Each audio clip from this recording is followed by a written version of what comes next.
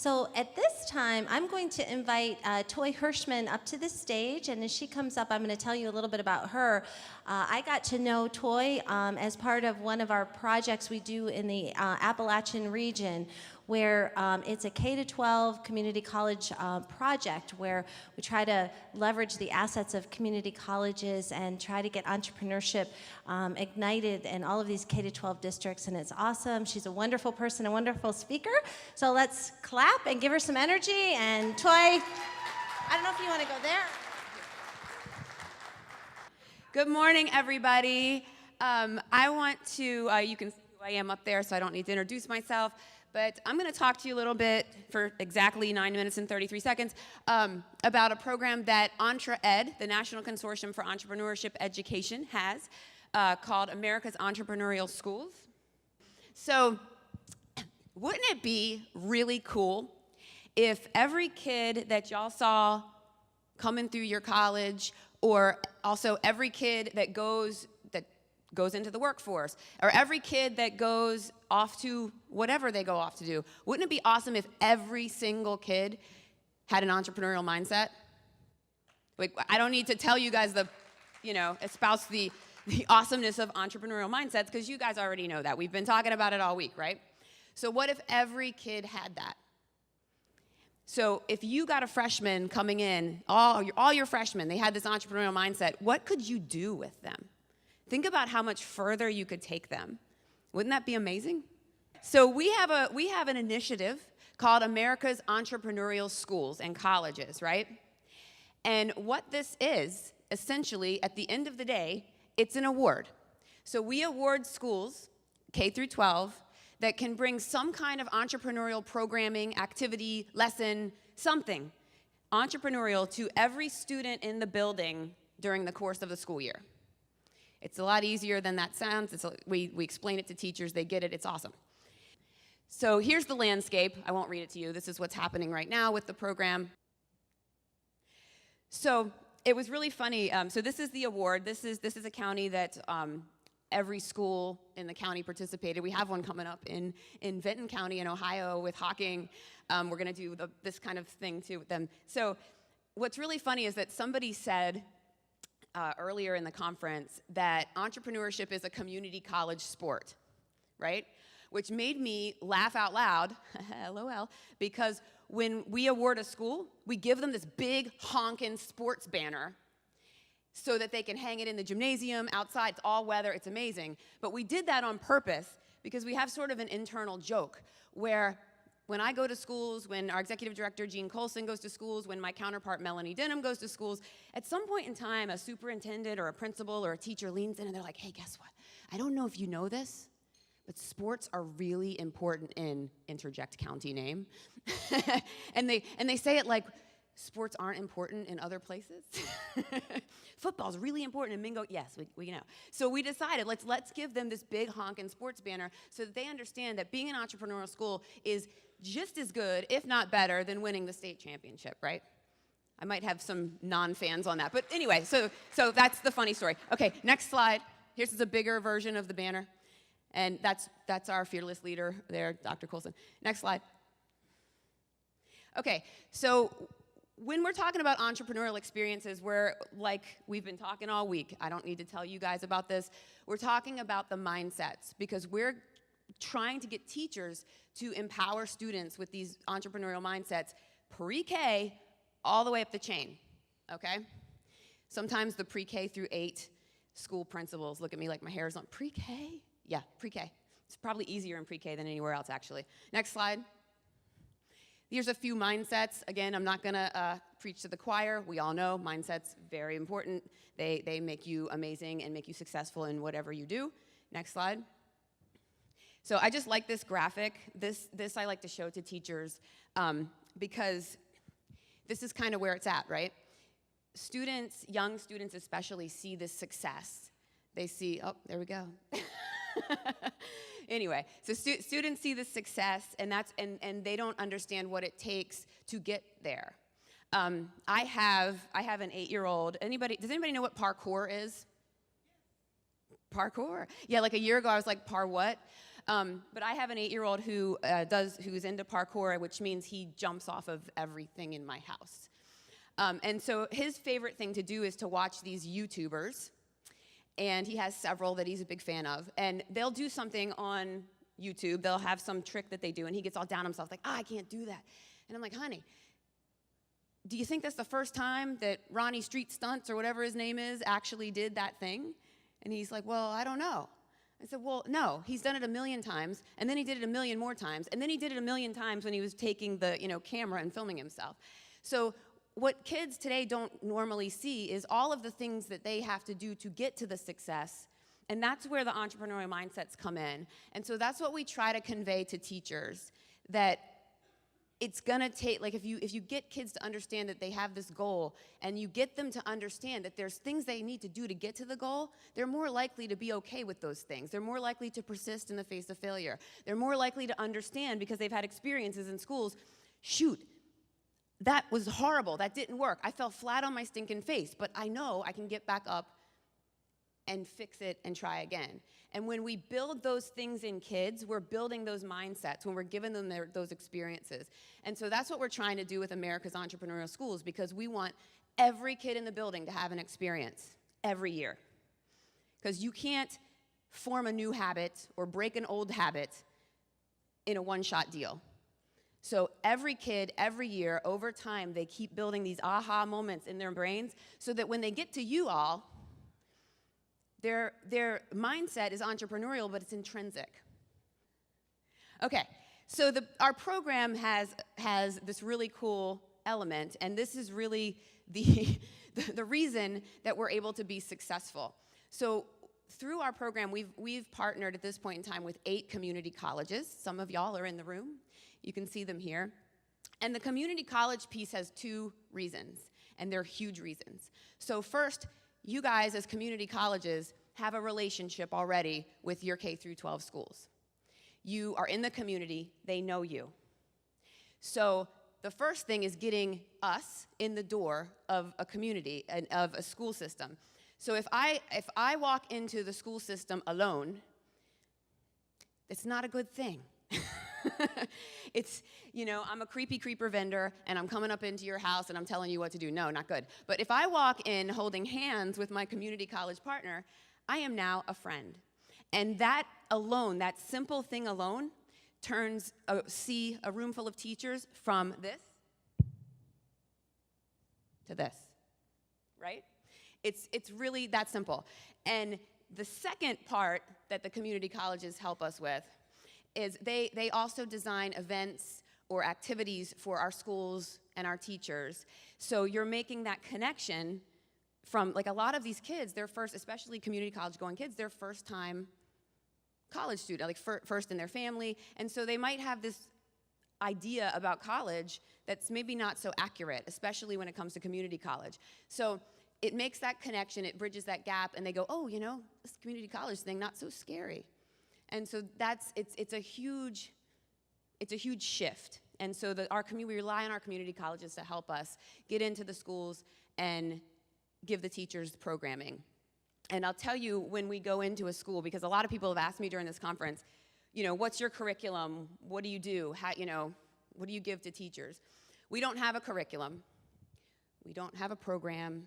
We don't have anything that has the word fidelity attached to it, because if you walk into a room full of K through 12 teachers and you say, boy, do I have a program for you. Here it is. Here's your lesson plans. There's a really good chance that you're going to be taken out by the dumpsters and taught a lesson. In New Jersey, where I grew up, we called that an attitude adjustment.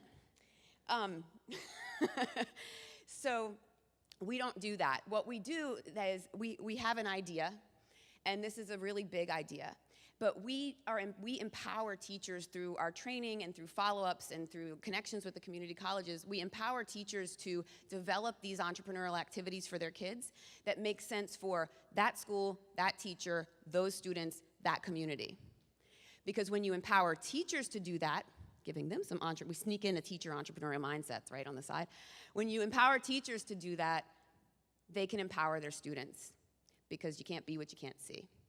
So when occasionally, when we do have teachers that are like, hey, I really want a program or curriculum or something, like is there something tangible? We have resources on our website, but we also like to, if some of the vendors are still in the room, we also like to point to some of our friends that like ELI, like Nifty, MBA research, things, HP Life. We say, here's some stuff, because we're not in the business of packaging a curriculum. So we give teachers the freedom to do that. Okay, next slide, please. And why do we do that? Why are we doing all this? This is a video. I'm going to let you just watch it.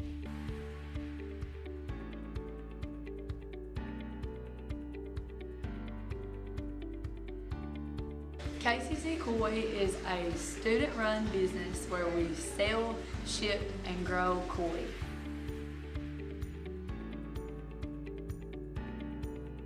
A business can be detailed in its service and successful in its product, but it can be simple in the way it was created.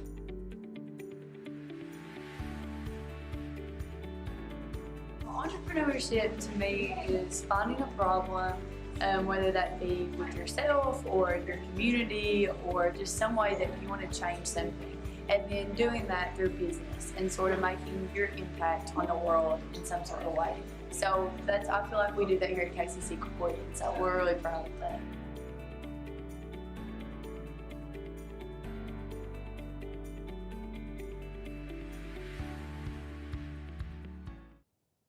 So that's one example of many. It was a shorter video, so that's why we showed it. And here's a few examples from around the area, around the different schools that we're serving.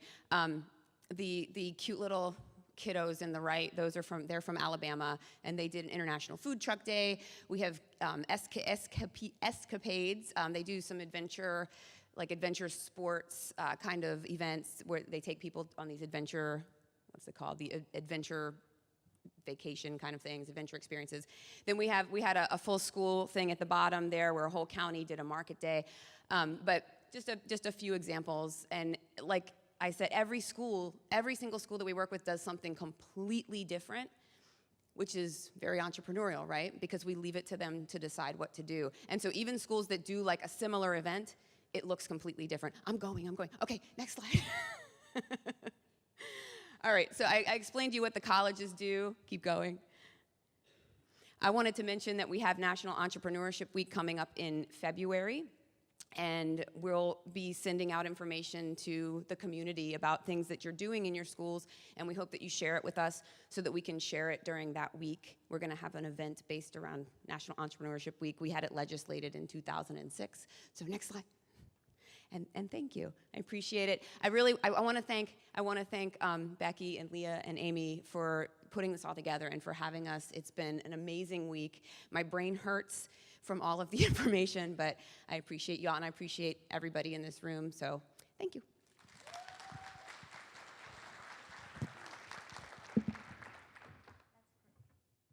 That's great, and we really appreciate our partnership with EntreEd.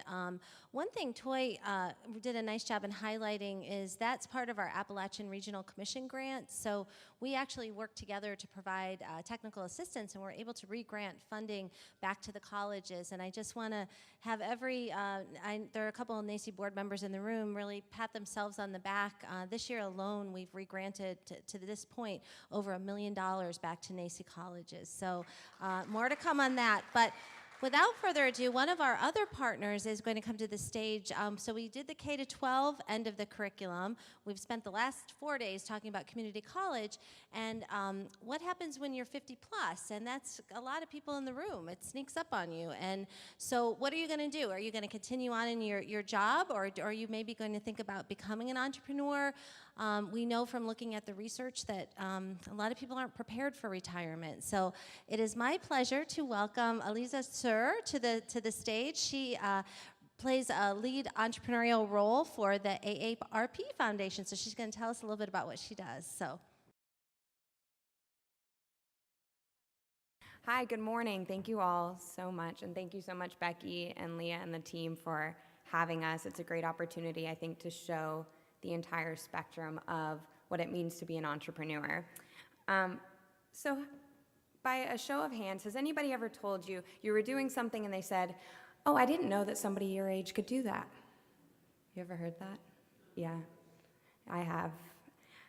It's probably even more common, though. I think we internalize this and we tell ourselves, "Oh, I'm too old to do that," or "I'm too young to do that." And we think about this a lot, and it gets in the way of actually chasing opportunities sometimes. So I'll tell you a personal story first before I talk about our program and how we work with older entrepreneurs. But my mother actually went back to community college to finish her degree when she was in her mid-30s. She had 2 kids running around. She wanted to go back to school, and she was really intimidated because she was walking into a room with a bunch of 19-year-olds, but she sat her butt in the chair, she did it, she got her degree, she got a 4.0, and she got a new job. And then when she was 50, she decided she was going to get her yoga teacher certification. And it was so interesting. She said she was going to do this only for herself. She didn't actually want to teach any classes, but she wanted to be a yoga teacher. Or she wanted this certification as a professional development opportunity for herself and learning for herself. And I think that she said she didn't want to be a teacher because she had that voice inside of her head saying, "You're too old to do this. You don't have enough experience." Well, fast forward a few years, today she's teaching upwards of 5 or 6 classes a week. She's really an entrepreneur and she's following her passion. But what we see at AARP Foundation all the time is that folks are not able to quell that voice inside of themselves, either because they are scared, they know that it's risky, they have financial obligations that prevent them from being able to do that, or there's other societal constraints that exist. And so as the resident social entrepreneur at AARP Foundation, it's my job to look at how can we take all of those societal pressures, same thing that's going on in how we're building this entrepreneurial mindset for young people, but how do we take those societal pressures and we actually address the disadvantages and the inequalities that vulnerable older adults are facing, and we open the door to them. Some of you might have gotten a chance to hear my colleague Joelle speak yesterday. Hopefully many of you had a chance to connect with her. We have an incredible program called Work for Yourself at 50 Plus, and I have affiliates across about 20 different states across the country that are opening the door to vulnerable older adults that are thinking about that transition to retirement and thinking about entrepreneurship. I'll tell you another story, not about my mom, but about Charlotte Bishop. She lives in Harlem. She's someone that went through the Work for Yourself at 50 Plus program. And I was on the phone with her a couple weeks ago, and I said, "Charlotte, how did you decide to start a business?" And she told me that she raised 2 sons. She was a single mother. She was a professor at the City University in New York. And she was so incredibly organized. She said that was the only way that she was able to get her sons out of the house and through college. She was so organized. She had all of their paper. It was funny. I had a conversation at breakfast with somebody about this morning. And then when she retired, she found that she had a reputation, that people were actually coming to her and saying, I know that you're so organized. Can you tell me how you were doing that? Or can you help me get things organized in my own house? And she felt like there was actually this opportunity. Maybe there was a business opportunity to serve her community, to serve many older adults in her community, to help them get organized around their lives so that they could focus on their families and focus on what mattered. So she got a little bit ahead of herself. She was probably too successful, and she started experiencing all of these challenges that we know entrepreneurs face. But the problem was that Charlotte had that voice inside of her head. It hadn't stopped her from getting started, but now it was telling her, maybe you're too old for this. This startup thing, because you're a senior citizen, you're not cut out for it. But then she went to Work for Yourself 50 Plus through one of our partners. And finally, she got into the room and she said she had a couple of key learnings. One was she realized, these challenges that I'm experiencing as an entrepreneur, the kid that's 25 is experiencing the same things. That this is really a common experience of all entrepreneurs. But then the other thing that she was finding was that she wasn't alone. She hadn't seen other entrepreneurs that looked like her, that were retired and thinking about how they could continue to earn additional income and support their families.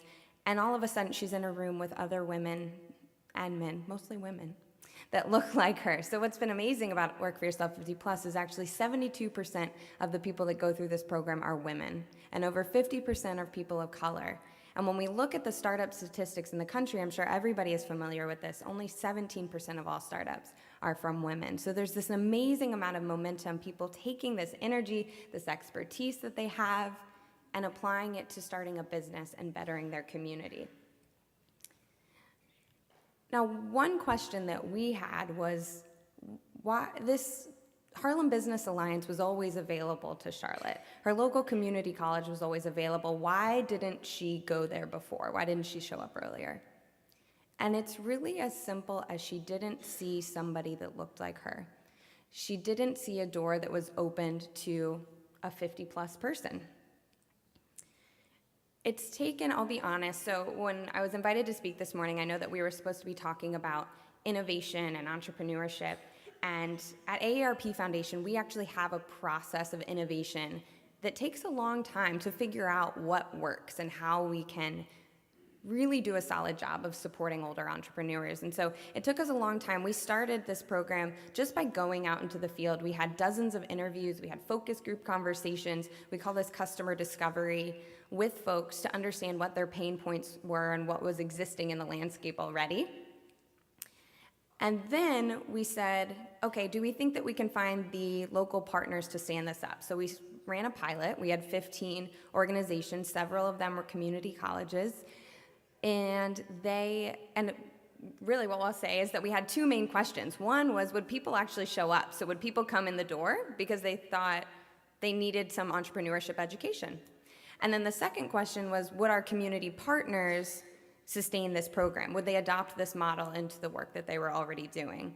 We gathered a lot of data, qualitative data, quantitative data, and all of that was used to inform our program going forward. And then that allowed us to scale. That allowed us to get to where we are today. And what we're seeing is that our partners want to keep bringing this program back because it is integral to what they're already doing, but it's allowing them to open the door to new folks. And then what we're seeing is that people keep coming. At this point, we have supported almost 10,000 people, 10,000 older adults on their entrepreneurship journey. I have 2 minutes left, and I will just close with two main takeaways. If you don't remember anything, you'll probably remember there was a young girl talking about AARP, and it didn't quite match up. But two other takeaways. One is that take this opportunity to just be really critical about who your programs and your organization is speaking to and who it may not be speaking to. Because it may just be changing the face of the person that you put on a flyer could change who's coming in the door. And then the second takeaway is that next time you find yourself having that thought, I'm too old for this, I'm too young for this, take a look around you. AARP talks a lot about how we all are influencing each other, and we are all disrupting aging every single day in the work that we're doing. And I will just thank you all again. If you'd like to learn more about, I didn't do any slides because I'm horrible with the clicker. If you would like to learn more about Work for Yourself at 50 Plus and our work at AARP Foundation, please go to our website. And I also have business cards. Love to talk with more of you. Thank you. Enjoy the rest of the day. Hello. I'm just going to make a very quick announcement, which probably no one is as excited about this as me, Becky, and Amy. But if you want to advance to the next slide, NACCE is getting a makeover on our website. Yay! So we're really excited about this. It will hopefully launch here at the end of this month or early in November. So you'll see email communications coming out from NACCE about this, but you'll be able to have a much better usage on our site. It'll be easier to find things. You'll be able to have a lot more online networking so that all the friends and colleagues that you guys have met at this conference, you'll be able to see them on our member directory very easily. So we're super excited about this, and so I just wanted to give a little teaser. This is just a shot of the new website here. It's all mobile and adaptive to any device that you'll open it on as well too. So thank you guys, and I'll go ahead and invite Becky up to the stage to give some closing remarks here before we take a short break. So thank you very much. That has been a project led by Leah, but driven by the members. All of the focus groups from last year, all of your input led to the design of that website. So once it's unveiled, which will be in a short few weeks, I think you'll be really happy. More resources, more grant opportunities, more importantly, more opportunities to collaborate. We are going to take a break here in just a minute. We're going to invite some other colleagues actually into this ending of the conference to really celebrate innovation. I'm particularly excited because a couple of the people on the panel are chapter authors in our books. You'll get kind of a sneak peek on some of the thought leadership. But again, as we kind of just take a quick 5 to 7 minute break, I just want to thank again Tarrant County College District. They really worked hand in hand with us immediately following the Tampa conference. And I just, it's all the stuff that goes in behind the scenes, but it couldn't have been possible without Chancellor Giovanni, and I thank him so much for that. You have a wonderful staff and a great community. So we're going to take a quick 7-minute break, and then we're going to come back, and then we're going to start on the second phase. And then we do have some other giveaways and things that we will do at that time as well. So have a happy break.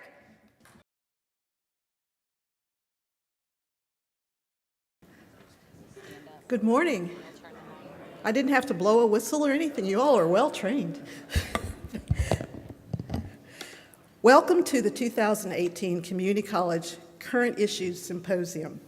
I want to thank you all for being here, and feel free to grab some more coffee, snacks, and so forth throughout the meeting. Today's symposium is sponsored by the Tarrant County College District, the UNT Bill J. Priest Center for Community College Education, and the National Association for Community College Entrepreneurship, or NACCE. I am Beverly Bauer, director of the UNT Bill J. Priest Center. We are happy to have everyone here today and look forward to an enlightening and engaging conversation on the interesting topic of innovation in the community college. But before we begin, I would like to bring my Dean of the College of UNT, College of Education, to this podium, Dean Bomer, Randy Bomer. Thank you, Bev, and thank you so much, Bev Bauer, for all of your work on this symposium. And we are very proud as a faculty in the College of Education of the Bill Priest Center and the work of our higher education leadership program to prepare leaders for the kinds of institutions that many of you work in. The way we think about innovation is that we try to be innovative. We innovate in the way we provide education, but it's not enough just for us to be innovative. We have to teach people how to be innovative in other locations so that you can create contexts in which faculty can be innovated so that they can teach their students to be innovators in their lives in a rapidly changing world. So really, it's not sufficient for any one of us to be an innovator. We really have to create worlds of innovation all around us. And so that's the kind of work that the Bill Priest Center and our College of Education try to engage with. We also realize as a university, the University of North Texas, that we are partners with so many of you who work in community colleges in this region, and that we are in business together. And so we're proud of that partnership, eager to be closer partners and more cooperative partners with you in the future. So thank you so much for your day, and I'm looking forward to this symposium.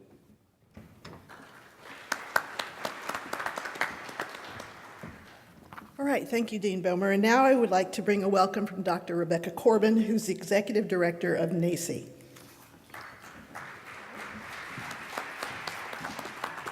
Well, good morning, everyone, and I want to extend a special welcome to the guests that have joined us. You're actually participating, having your forum at the conclusion of the NACCE annual conference, and I'm very pleased to tell you that we were delighted to partner with Tarrant County College District.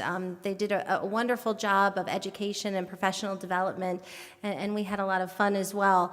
I just wanted to begin first of all, extending my great appreciation to Dr. Bauer and all of the distinguished people on the stage for really sharing a little bit of this time with NACCE, and many of you in the room are NACCE members, so this will sound like a repeat to you, but NACCE is an educational association. We have over 300 community colleges all over the country, about 2,000 active professionals serving 3 million students. So we make quite an impact in a couple of different ways. Our primary focus is on entrepreneurial teaching, on entrepreneurial leadership, and on ecosystem development. So we stay mostly in that lane of entrepreneurship, and when Dr. Bauer spoke to me, and we work with the Chancellor's office to think about how this connected to what you're going to do, everything that we do is really around innovation. And when we were talking about the things that NACCE was working on and some of the priorities that you all have,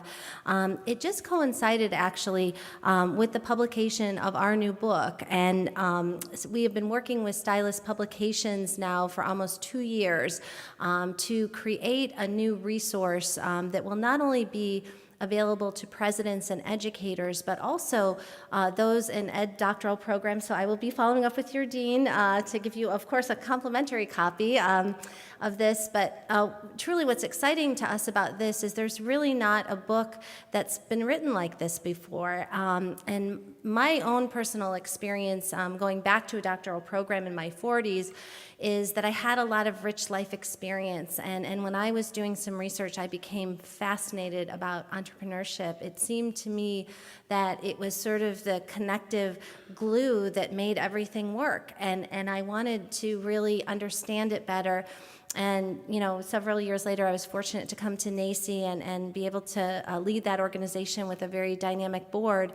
And I think what's exciting to me about this conference is I know you have a lot of topics that you're going to cover, but when I really got excited about this project, the first person I really turned to was, Chancellor Jean Giovannini, and I said, we need to write this book, and I've never written a book, I don't know how to do it, and he said, I'll help you do this. And so over the course of 2 years, we learned about publishing, and we just compiled the most sort of innovative thoughts, and our other emeritus chancellor on the panel as well, who is now the CEO of the League for Innovation, Dr. Glasper, was kind enough to write the conclusion of the book. So he read all of the chapters and pulled the threads together. So I just wanted to say a special thank you to you two in particular. And I'm going to keep my comments super brief, but just tell you kind of the spirit of NACCE. So as the co-editor, along with Ron Thomas, who is a community college retired president, you have to get endorsements. So I was out there in typical fashion of an advancement person, kind of hustling to get the best ones I could get.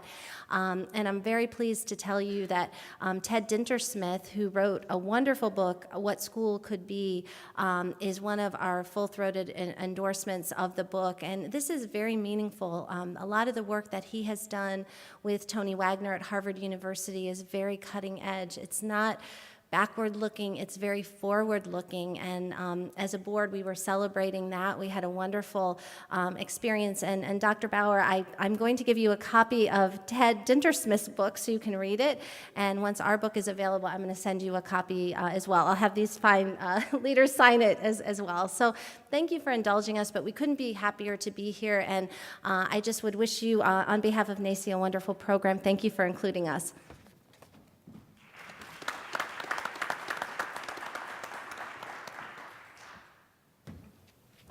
This has been a really wonderful partnership, and we're certainly glad that NACCE has invited us to be their penultimate session, I guess, for their conference. When we were discussing topics for this year's symposium, we looked at previous symposium that we'd have, and I know that a number of you in the room have been to some of our previous symposiums. We noted that community colleges always seem to be the leaders in looking at new ideas and new approaches to education. So we decided perhaps this is the year to do Community Colleges Innovate. I'm pleased that we were able to bring together such a fine panel of leaders who have played important roles in innovating in community colleges. Now, since many of us are local and not everyone is local, but there are two gentlemen on the stage who are well known to a lot of people in this room. So I will be doing some introductions to them, to everyone, but I wanted to get some interesting information that maybe not everybody would know. So I asked each of our speakers today to tell me something a little bit different, maybe that I wouldn't be able to Google about them. And they each did. So I'm going to share with you some information, but I'm not going to tell you who told me what. Okay? So I want you to think about that and see if they, during this symposium, maybe you can kind of figure out which one is which, and at the end, then I'll be glad to share that information with you. So one of our speakers today is a hiking and poetry enthusiast. Another of our speakers is a cyclist who once upon a time had the pleasure of throwing out the first pitch at a Major League Baseball game. We have another speaker with us who is in training to be an Apple detective. And we'll make sure that he lets you know what an Apple detective is.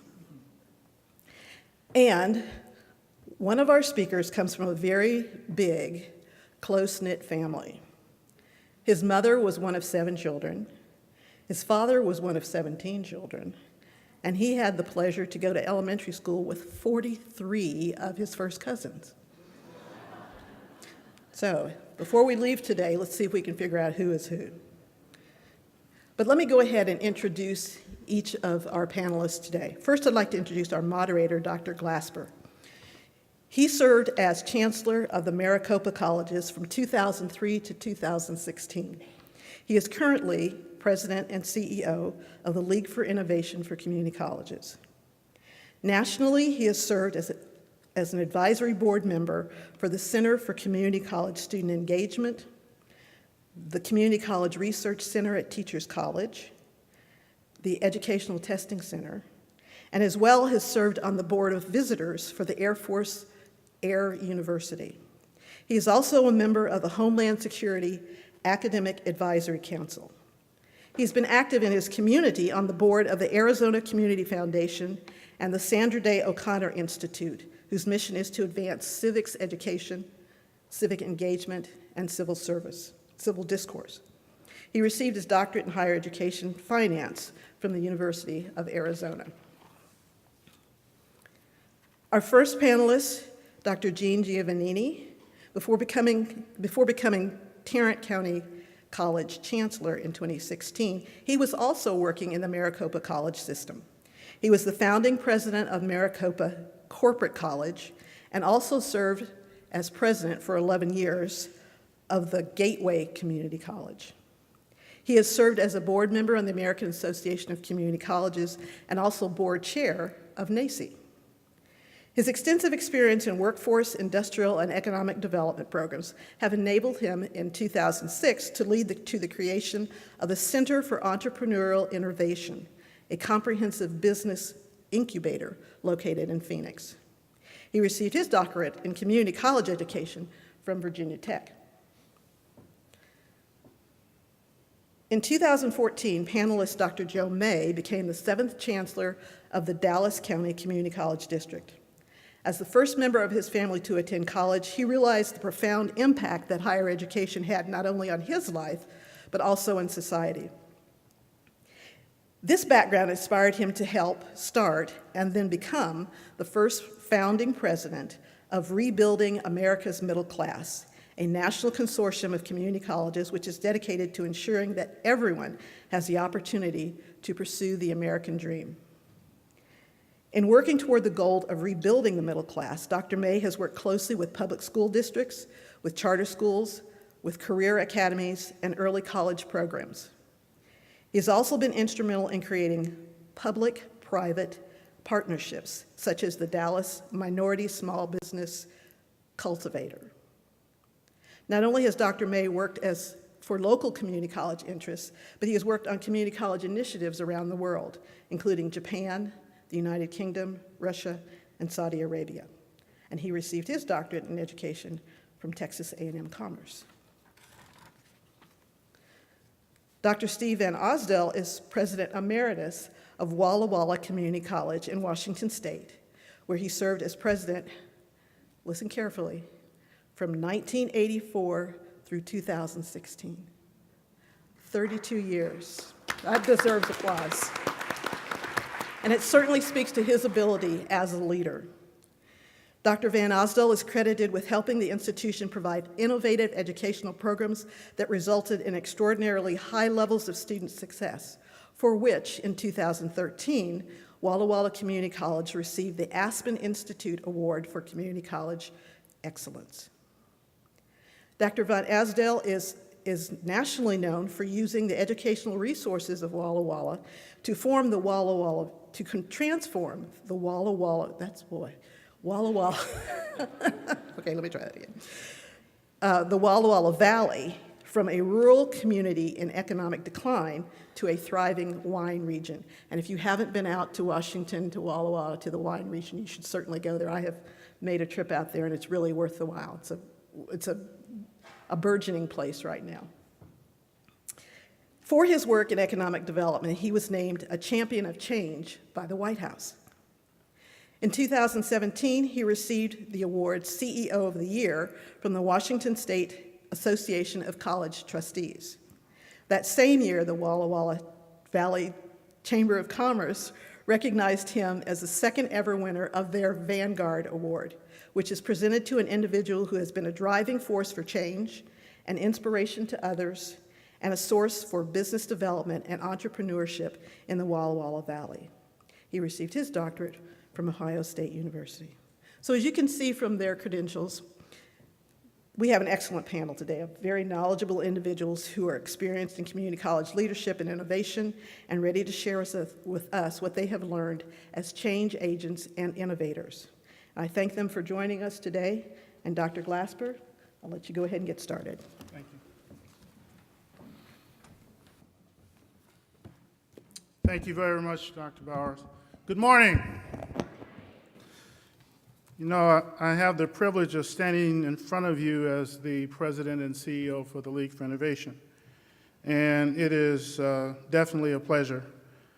I'm going to take you back in history just a little bit and then kind of set the stage, talk a little bit about what's happening in innovation through my lens, give you a little personal touch, and then we will move to our panels, and we welcome your participation as we move forward.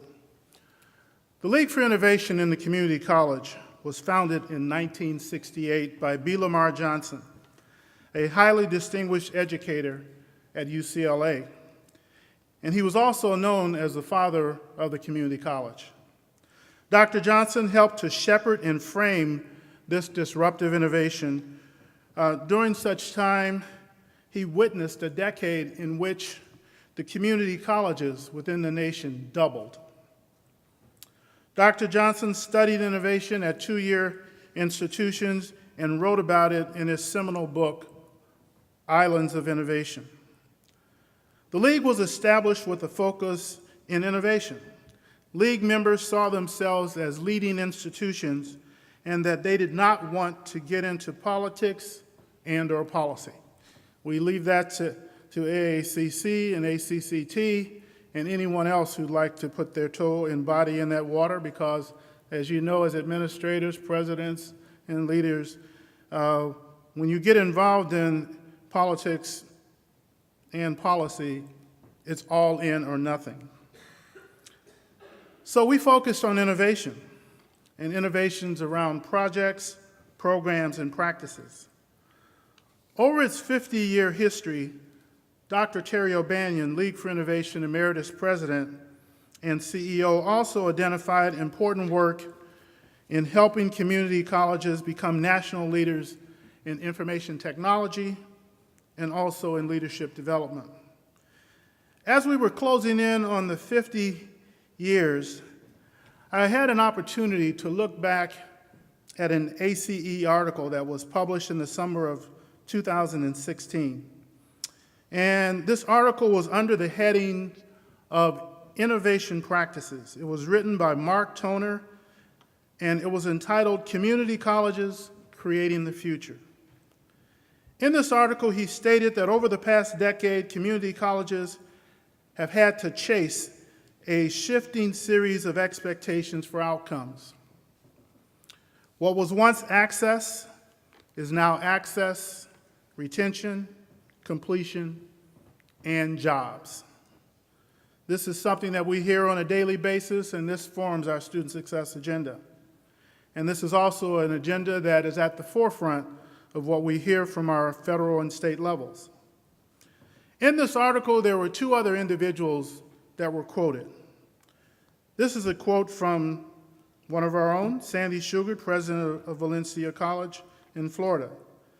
In this article, he stated, community colleges are uniquely positioned for the America that's emerging before us. Another quote was from a gentleman by the name of Nate Johnson. He's the principal consultant for post-secondary analytics. And his quote was, community colleges are becoming even less alike than they used to be. Uniquely positioned and less alike. So I want you to think about this question and think about it in the context of community colleges innovate. Are community colleges align within itself, each person, team, or division working seamlessly together to be innovative and produce desired results? That's going to be the theme for the rest of my comments here this morning. Today's educational environment requires that innovation live across the organization and not just within leadership. Our college's DNA ultimately reflects the fundamental and distinctive characteristics of its culture as developed over time, and often regarded as unchangeable. However, innovation that is meaningful and unique results in vastly improved and sustainable innovation and enhanced business outcomes. At every turn, we are reminded that today's financial, political, and higher education environment poses unprecedented challenges for community college leaders and practitioners. Public financial support and trust in quality, product, and value is eroding. Tuition rates and debt, parent-student willingness or ability to incur debt have reached their limits, and changing student demographics necessitate different models and solutions that new burgeoning investments in learning technologies and alternative providers are delivering. Also, today's learners are significantly different from those of the past, and most are looking for a learning provider that enables them to reach their next desired position in the shortest amount of time. Nationally and globally, there is a great need for reskilling and upskilling, and much of that training is offered by alternative providers because many traditional providers, such as community colleges, are slow to change. Rather than a degree, students and employers are asking for just-in-time education, such as needing to know a skill set in 8 months and a foreign language by Thursday, and purchasing education when it meets their price and their demand points. Learners whose brains are wired for the fast delivery of content, data, and images want hands-on options and practical skills. They prefer digital learning and they dislike lecture classrooms. They want their education customized. They expect to be able to work, learn, and study wherever and whenever they want, and love to explore using other routes, such as designing their own courses of study. This predicament leaves community colleges, leaders, and practitioners having to figure out how to manage their own destinies, achieve future goals through new funding strategies, and change the way they do business by providing enhanced services and innovative solutions to respond to a changing higher education ecosystem, while at the same time increasing student success and eliminating achievement gaps. Higher education delivery and business models need to evolve. And given the rapid pace of changing technologies, regional and state economies, market and workforce conditions, and learner characteristics and preferences, community colleges will need to remain agile and adept at continually evolving their programs, services, and models to remain solvent, to ensure relevancy, and guarantee student success. In essence, they need to innovate. I want to show you one slide here. Think about this. My next comments will talk about the current state of innovation maturity in higher education. And as I go through these next few comments, think about where your institution might be. And are you still waiting for that miracle to happen as you're working on your innovation practices? More than 15 years into higher education reform, and despite good intentions, substantial effort and resources and examples of progress, many higher education institutions have not transformed as they desire. The current situation and the facts on innovation are that 90% of digital transformation projects fail. Over $300 billion is invested annually in innovation with limited means to measure the return on investment. 69% of the time, culture change is the main driver in successful innovation projects. The current situation regarding the culture is this: the culture entrepreneurs face to foster innovation within their own institution is that, one, risk is not valued or rewarded. It takes a long time to bring things to market in the current system. New ways of operating can disrupt existing norms and processes. The current internal processes make change difficult, and there is a lack of access to the innovation landscape, advisors, and knowledge needed to succeed. And last, failure is not an option as a means of learning. Significant and lasting transformation comes not from practitioners, institutions implementing innovation solutions, but rather from practitioners and institutions learning to manage and mature innovation, resulting in agile institutions that strategically and artfully implement multiple types of innovations. Examples would include program service and process and business model innovations. Significant and transformative innovations occur in a coordinated fashion and continuously over time. Higher education institutions fall within a broad spectrum of innovation maturity and range from non-existent to transformative, with the majority falling somewhere between non-existent and isolated to emerging. Few institutions mature their innovations beyond the emerging point, and this is based on some research done by a group called the Collaboratory. And when they don't move beyond the emerging point, they have called this point the Innovation Valley of Death. And because they are either unaware of what's important or unable to systematize innovation management and execution. In 2012, Gary Shapiro wrote an article for Forbes, and this article was entitled "Innovation in Community Colleges, the Overlooked National Asset." After examining a few community college programs, he suggested that our flexibility and relevance in support of our nation's workforce and the use of innovative strategies for the delivery of telemedicine, of STEM education and learning should lead to a national change in mindset. This week we talked about mindset being a major thrust in entrepreneurship. It's also a major thrust in innovation. He went on to say that we need to create a vision for employment and innovation where we elevate the skilled, the creative, and the willing. At the 2018 League for Innovation Conference, futurist Ken Still proffered that some of the main focus areas influencing the spectrum of community college innovation include the notion of funding for education and also changing demographics.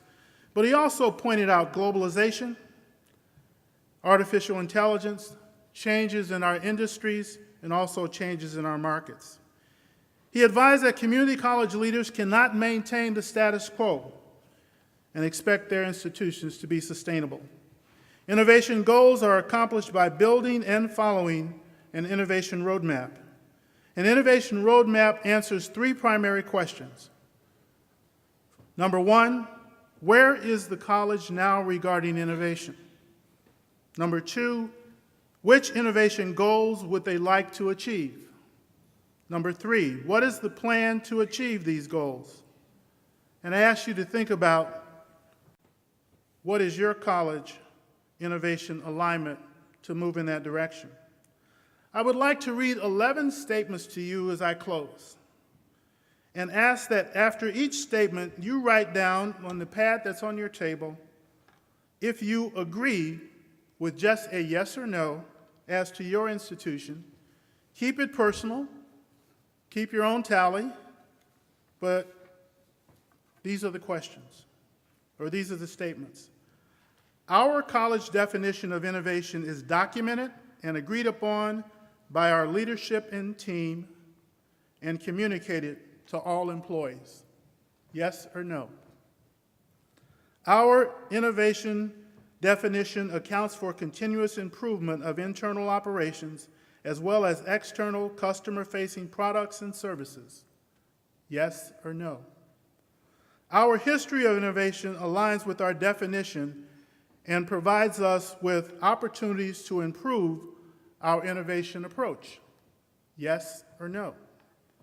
We have realistic, measurable innovation goals which are documented and assigned to someone responsible for their achievement. Yes or no? We have documented which innovation barriers are in the way of achieving our innovation goals. Yes or no?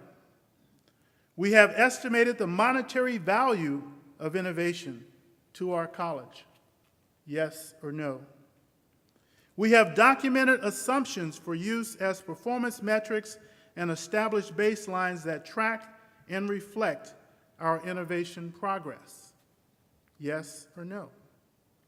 We maintain a portfolio of our innovative products and services that serve as a starting point for identifying future opportunities. Yes or no? We view innovation as a business process with an assigned owner, with inputs and activities, outputs and measurable performance metrics. Yes or no? Our college culture values risk-taking, collaboration, teamwork, and initiative. Yes or no? The last question, we know we have the right people in the right innovation-related jobs. Yes or no? I'm not going to ask you how you scored, but I will ask you to consider where your college might fall on this innovation maturity spectrum. Thank you for your encouragement and your support of innovation at your campus. I look forward to your participation, and I invite our first panelist up to make his presentation. Dr. G. Thank you. Well, good morning, and thank you, Beverly. Thank you very much. I can't think of a better way in which to conclude the NACCE conference in bringing this together, and so we greatly appreciate that partnership. There are a number of people from the Fort Worth area and Tarrant County that have joined us this morning, so thank you for coming. I want to take a point of privilege and acknowledge I think just two of my governing board members are here today. I wish for them to stand and be recognized. Bill, Louise, please. Thank you for that point of privilege. Tomorrow they do my evaluation. So I'm going to share a couple stories, if you will, and that just went off.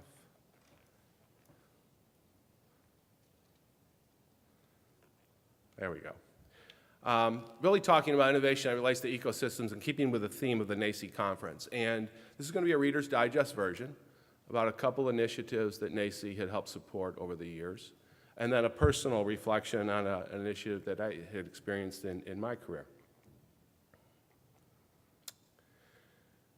We talked a lot about mindset this week, And if you want to look at the definition that Mr. Gracci offered, and the keys, I think, are the highlighted or the bold words: new, value, and growth. What's the value? What's the purpose? What's the incentive? What's it going to lead to that really provides some form of value or some form of growth? And in doing so, forging the connections in developing your ecosystem, because you will not develop an ecosystem without those connections. So Tom Rue mentioned this week about, often from NC IDEA, that, people keep asking him, well, what's the secret sauce to developing an ecosystem? Well, I guess I would offer these very simple questions, and if you can answer those are the ingredients of developing an ecosystem. And so whatever you're looking at, initiative or idea, where do you as an individual or as an organization fit? What's needed? What can we offer to do that? But more importantly, you're not going to develop it all on your own. Not one of us can serve all. We need all to serve each other. What can I do for you? What can you do for me? And often bringing together folks of mutual interest or organizations of mutual interest to partner and really to leverage. And leveraging is the key to ecosystem, because the ecosystem requires more than one, it requires many, and leveraging each other to do so will provide the best results. So, I'll spend the next 45 minutes explaining this. No, I'm just kidding. This is just an example, and this could be anything that you doodle, if you will. And this just shows a connection of entities that can form an ecosystem. And so you begin plotting, answering those questions. If you answer those questions, you're going to have the big dots and then the little dots to help support those questions. And once you have all that, then begin drawing the lines or making the connections between them. That's ecosystem development at its very fundamental level.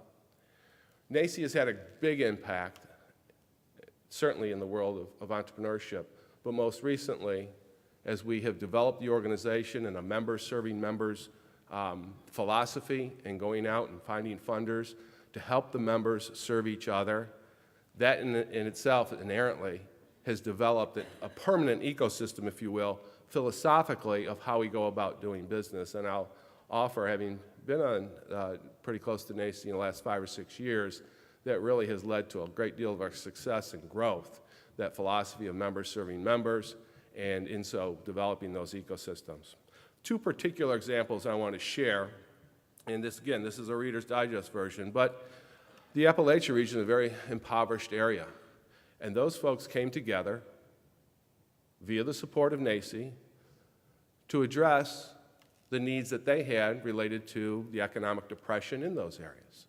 And they came together and they arrived at, and you can read those, economic opportunities, a ready workforce, critical infrastructure, natural and cultural assets, and leadership and community capacity.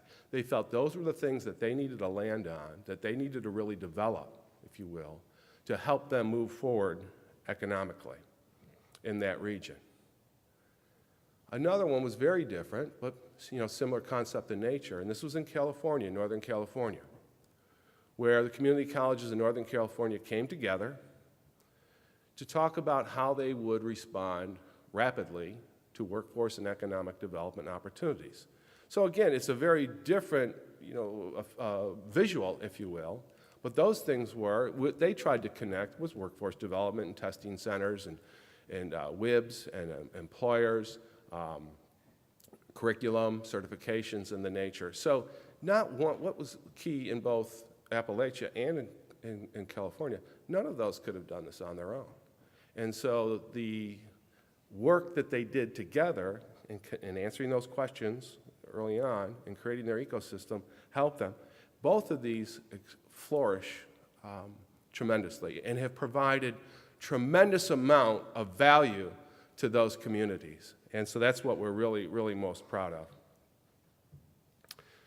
Particularly in California, there were 30 colleges participated, and look at this success. 28 plans that were submitted, and 24 were funded. That would not have happened if they didn't have the organization that they had. And that ecosystem mapping and planting and coming together is the real reason why they were successful in garnering 24 funded. It's over $6 million. And if you look at 2,700 ecosystem partners within those 30 community colleges. And that is huge, and those just kind of speak for themselves.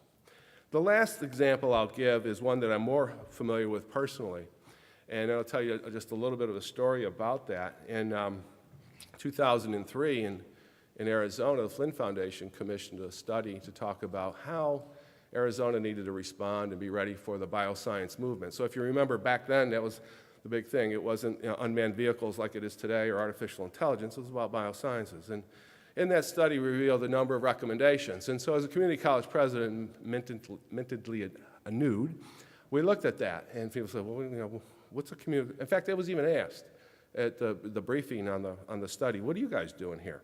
And so we're looking at the recommendations and say where we fit, back to those questions. What is it that we can do?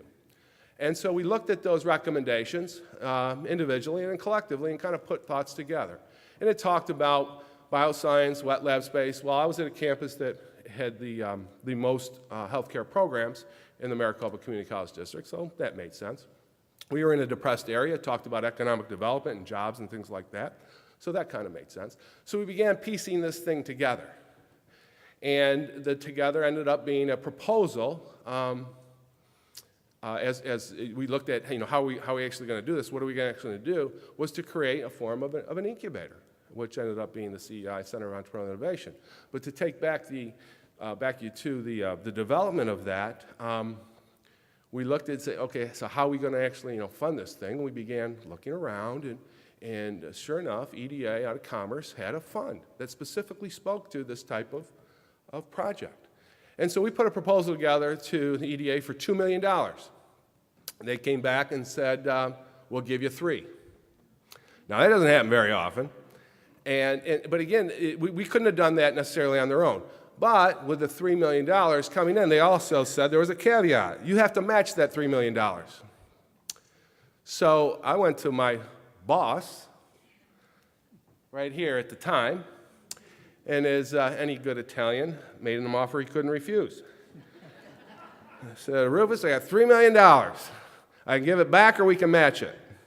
And he took those glasses off and looked at me and said, well, you're a pretty smart guy. You go out and find it. No, he didn't say that. Sure enough, we'll do that. So right away, he was on board. We brought in some other partners, the city of Phoenix, and just a little story about that. I originally went to them with the idea of the proposal and the match idea, knowing that we're going to need more than, $6, $8 million, whatever it was, and I was going to go to the chancellor last. And they said, well, we'll match you, Gene. Sure, we got a bond program coming up.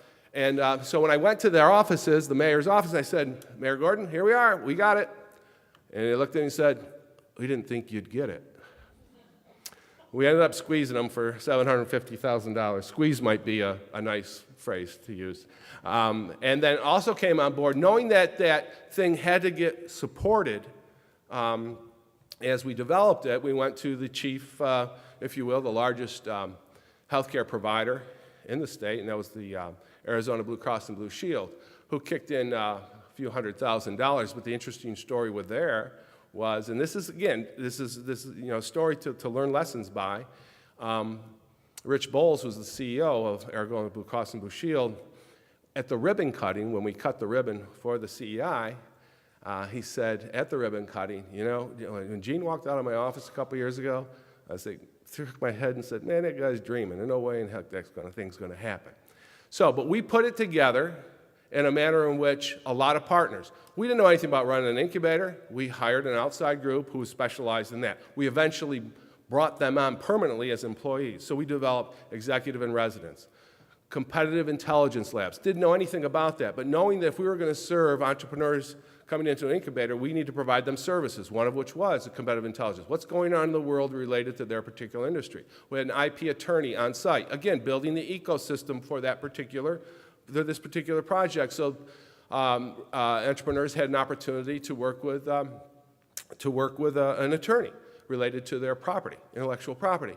We had 80 pro bono mentors. Okay, think of the ecosystem. We're bringing that together. Those folks had to give 2 hours a month in order to participate, and they gladly did so, and they could not take any interest within the companies themselves. We had the maker spaces and the 3D printing and things like that, and so we were very successful both bringing live companies in in graduating them, and virtual companies as well that just bought the services. But the key there was in building the ecosystem to provide all the services, and as our tenants needed, we partnered more and more and more, and I won't go into a lot of that detail.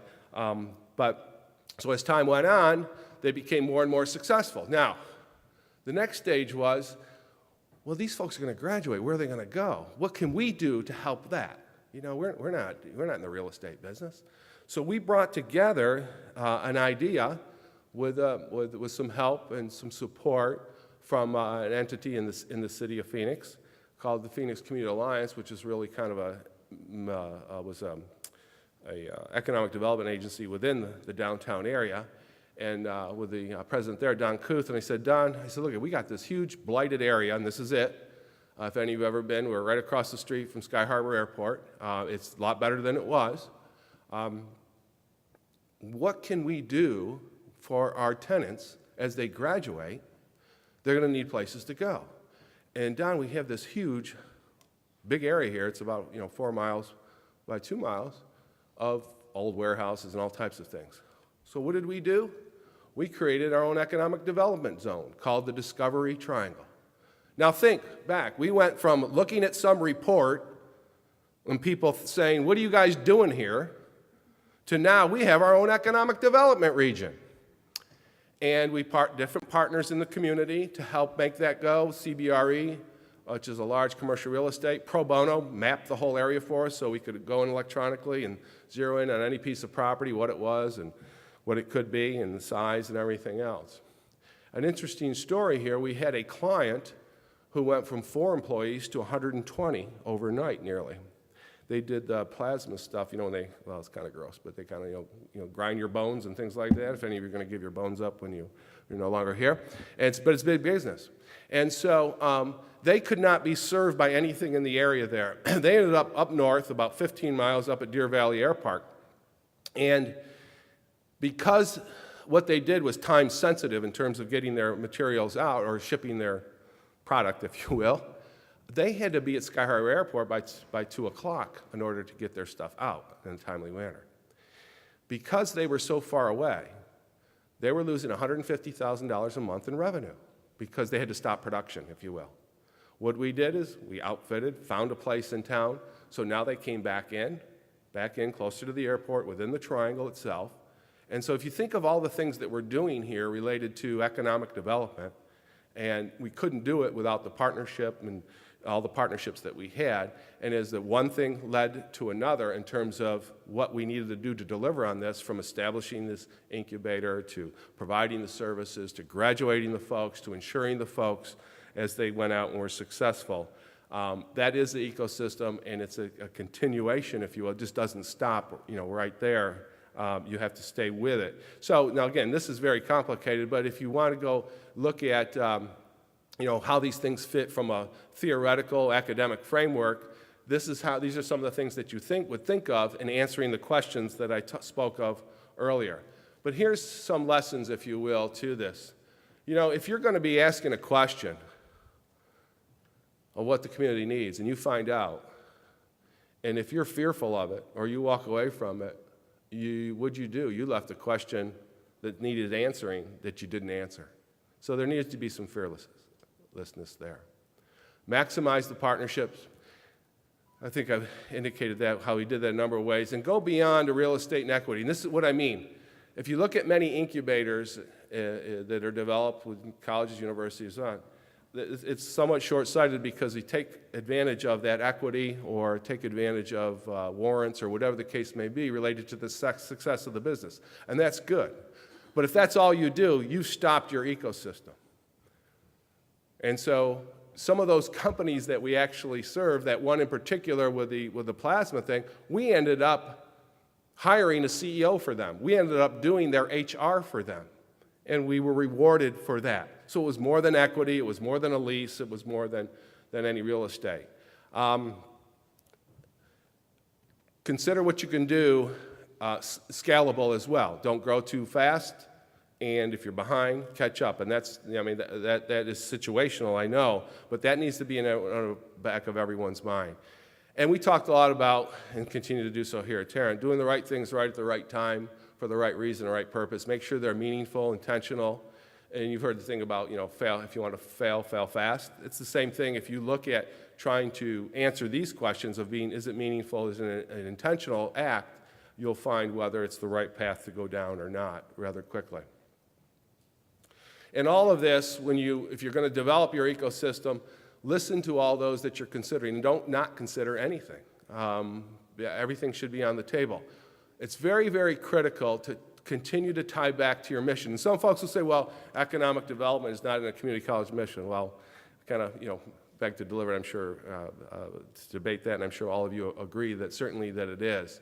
And you need to run that ecosystem like a business, meaning there has to be value there in order to be involved. Much of this requires a skill set that any one of us had or perhaps grew up with, but use outside resources. Particularly, we find that project management is extremely valuable because what you're doing is you're bringing together a whole bunch of disparate folks that all have value in what you're trying to do, and you need them, but yet how do you bring them together in a coordinated manner? And within your institution, you have, and these last kind of few things kind of go together, the investment of people and culture. You have to do that to help folks see, particularly you have bosses and governing boards, that mindset as to where, how that mindset is going to influence the culture and how you go about doing business every single day. Telling stories and timing is everything. You got to bring it along for folks to be able to continue to support. But if you go back to answer those initial questions, they're very simple questions.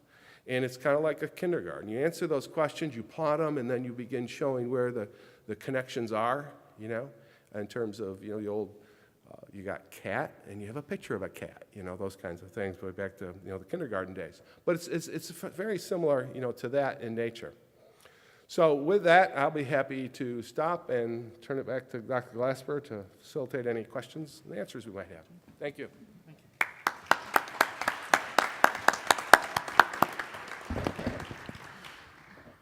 So the schedule is designed for us to have questions after each presentation, and now it is your chance. There'll be two individuals with microphones in the audience there. What's your first question for Dr. Giovannini?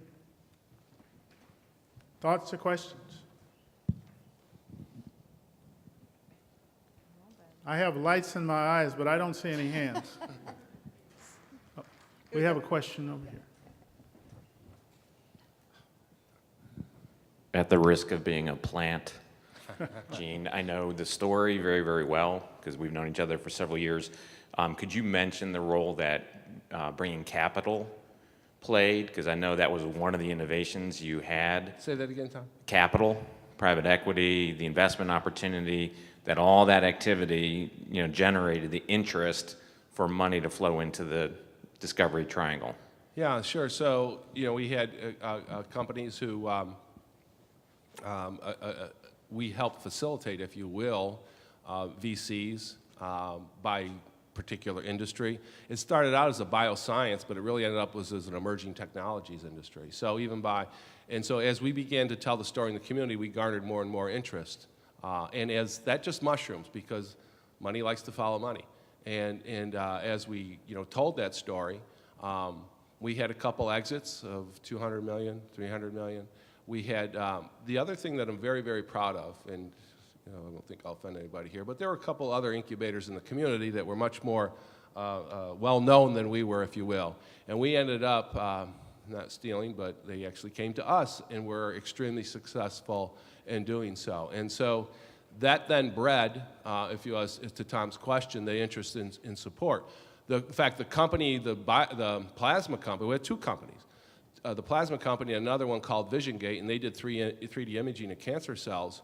Both of those were recruited, one to North Carolina and one to Colorado, and they didn't go to either place. And they were being offered quite a bit, in large part because of the relationship we had with them, and had built that comprehensive services for them, including that opportunity for them to be capitalized. Yes, we have a question. Another question. Here we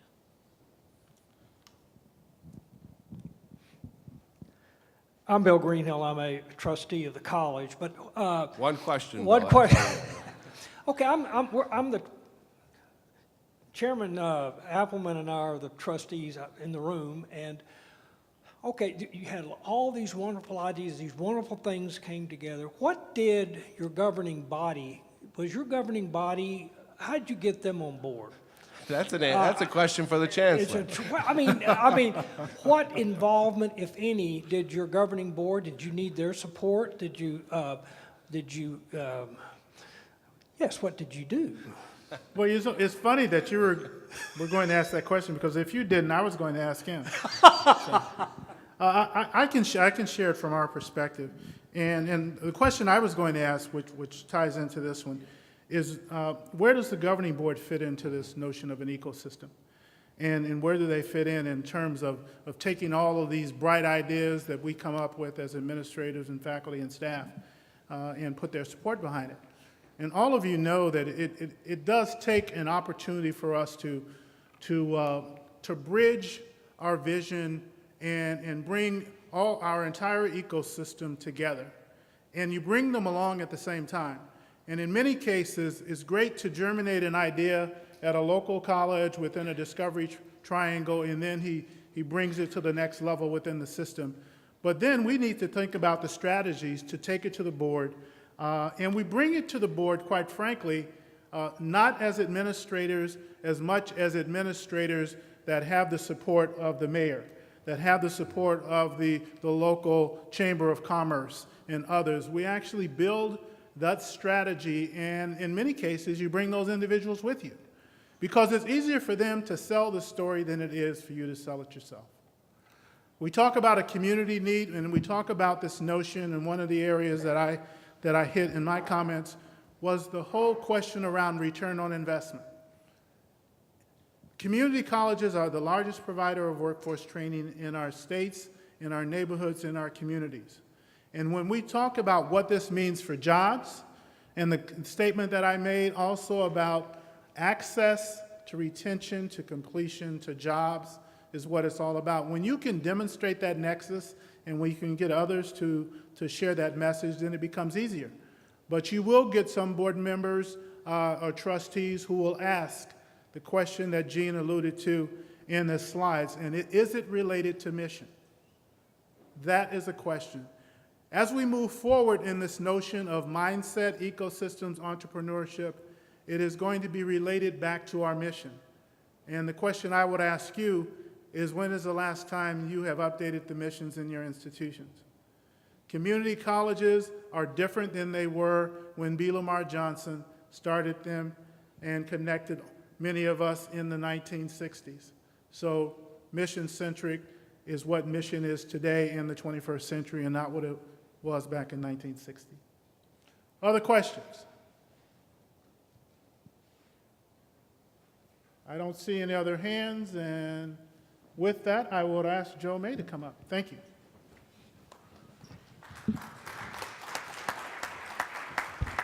Thank you very much, and thank all of you. Beverly, it's great to be here and be a part of this. And Gene and good friends here in Fort Worth and Tarrant County, always good to be here. You know, we together we share both some blessings and some real challenges as we look at how we meet the needs of the communities that we serve in North Texas. Our mayor in Dallas likes to talk about this being, in our case, a tale of two cities. One in which you can hardly see the skyline for the cranes on the horizons, jobs being created, economic growing at an incredible rate, and on the other hand, a growing poverty level that's keeping a lot of people from being able to take advantage of the community. So we started on a journey about 5 years ago to really understand our role and how we could meet the needs of the communities that we serve within Dallas County. We looked at that from the lens of what are the opportunities that exist in our community, and why do we matter in helping address those issues. And so as we began to look at it, we said, you know, the data is telling us something pretty important.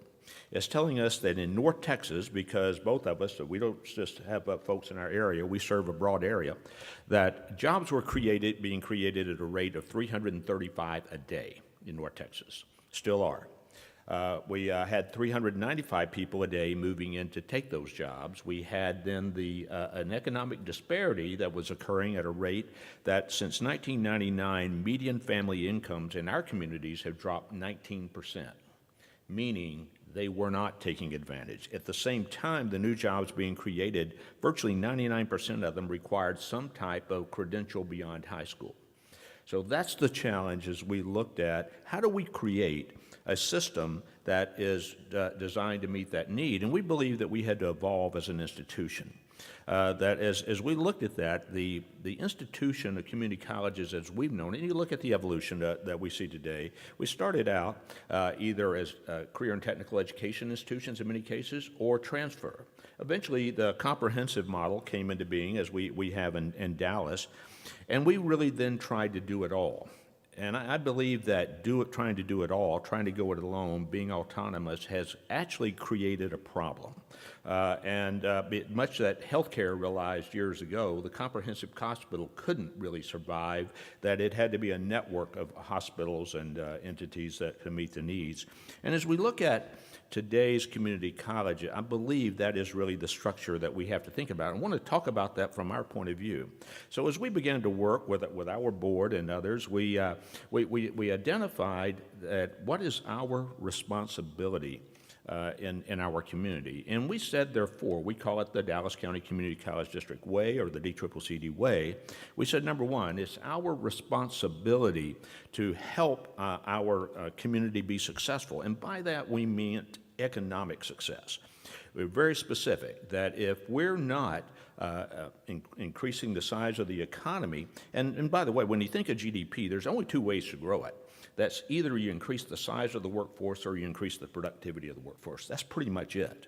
And so our role as colleges is to do both. And so how do we go about making that happen and ensure that our economy is growing? Second is we want our businesses to prosper. By that we mean create wealth. If we're not creating wealth within our community, we're not growing jobs in our community. And therefore there's not the opportunity for people to take advantage of it. And we believe if we get those two right, that we can inspire individuals to enroll in our programs and take advantage of learning opportunities in order that they can get the lifestyle that they want. And that the fourth is really a result that we then live in a community that with high quality of life so that everyone can benefit and take part in it. So that's really as we set out to look at this. So I want to share with you, as we began to work together, we began to really connect a lot of people to help solve these problems of individuals. And I'm going to see if I can, there we are. So up here, this is actually a really cleaned up version of something that's really messy when you get into it. And so what we realized is that as we do the evolution of colleges, we must move to a network model, and that means it's not about the institution, it's about the individual. And you see the head in the middle of a circle. That's 100% of our focus today. And as we looked at that, we also began to say, well, we have to understand our students better. What's tripping them up? What's getting in the way? And so we engaged a lot of our employees, about 40 of them, in the student experience study. And what we were discovering is it wasn't very often academic issues. It was life and other issues that were causing them to not be successful in their pursuit. So if you look in the upper left-hand corner, you see we said we have to have a starting place on this journey, and we have to have an ending place. Our end is to grow the number of individuals getting a post-secondary credential. We set a very specific goal, increase by 55,000 in our case between now and 2030, the number of individuals getting a credential. So we began to chip away at things that caused people not to be successful that were in there. And the first thing we had to do was look at our high schools. Now we had a very successful model, early college high schools. Many of you do that as well. We then decided, we had 6 of them. We had 6 for 10 years, producing amazing results with almost 60% of the graduates going on to get a post-secondary credential from those schools. But there's 6, and we have 107 high schools. So we said, how do we scale this? So we immediately began rolling out more early college high schools, P-TECH, to get the same results. And this year we have 43. So we've done that in about 3 years, from 6 to 43, to make that happen. We then began to design services to meet those needs. We said, well, number one problem we found was transportation. So we now provide all of our students public transportation passes that allows them to get there. Number two, we began to look at that about 59% of our students were missing meals. So we brought food pantries onto our campus.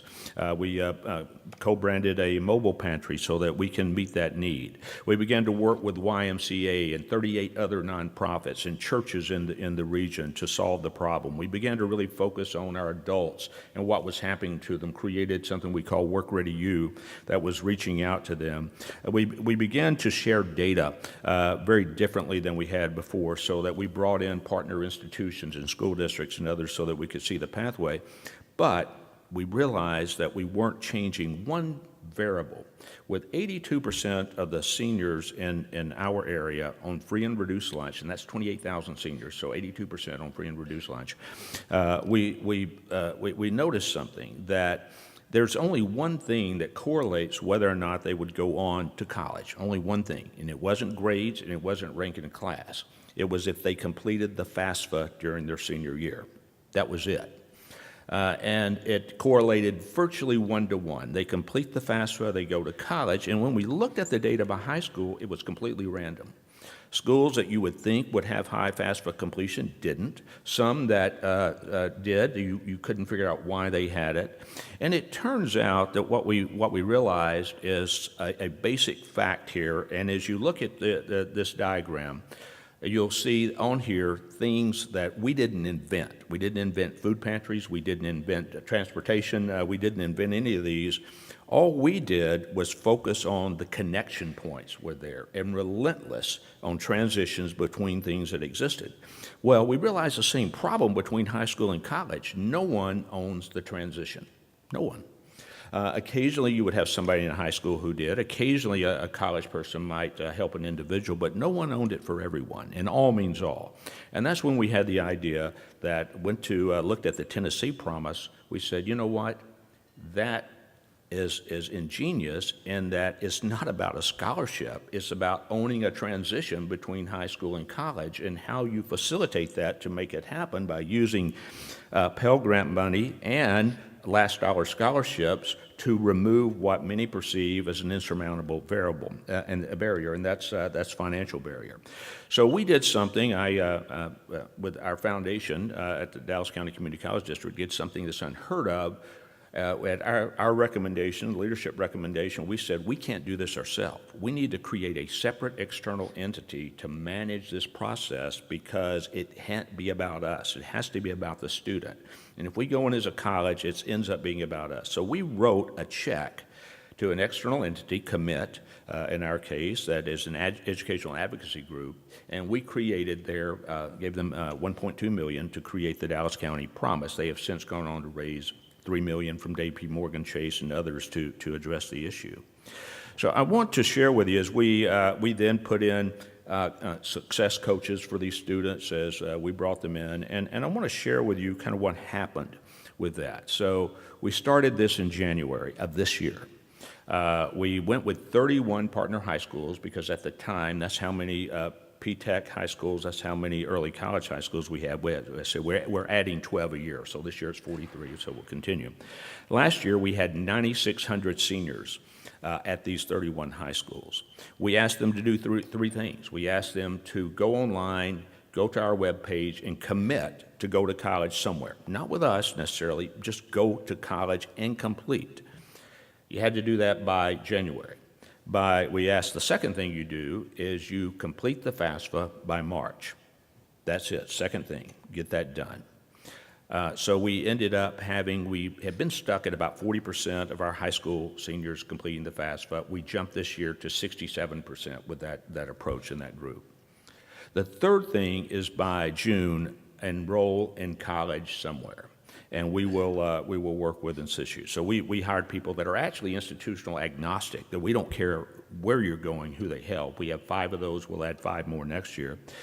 But so what happened then with that as we get into the, to the fall semester? Let's see here. There we are. So we had our first cohort. So I want to share with you here. Again, 31 high schools, 9,300 students, 80% economically disadvantaged, 55% Hispanic, 35% Black, 10% white. So we're really working with people of color in this effort. The historic percent of going on and getting a college degree ever of any type, it was 11% from those 31 high schools. Only 11% would. One of them, Spruce, as low as 4% would go on to get a post-secondary credential. It wasn't happening. So, and a huge population, as we say, larger than 8 states. So let's look at it. 96% took the pledge. 67.5% filled out the FAFSA. This fall, at the Dallas County Community College District, at these 31 high schools, we had a 40% increase in enrollment from those schools. 40%. Where does that happen?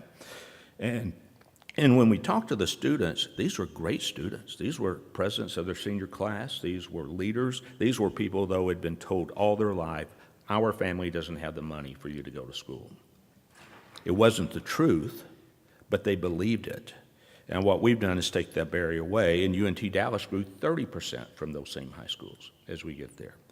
So I want to just emphasize one thing on this as we think about innovation, and it really, if I can get, I guess, I don't know if I can go backwards a slide or not. There we are. Thank you.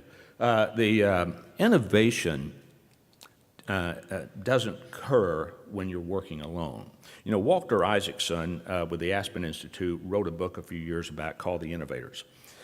And if you've read that book, you notice one common thread throughout it. Not a single technological invention occurred by a lone individual. It was always teams from multiple disciplines, areas coming together.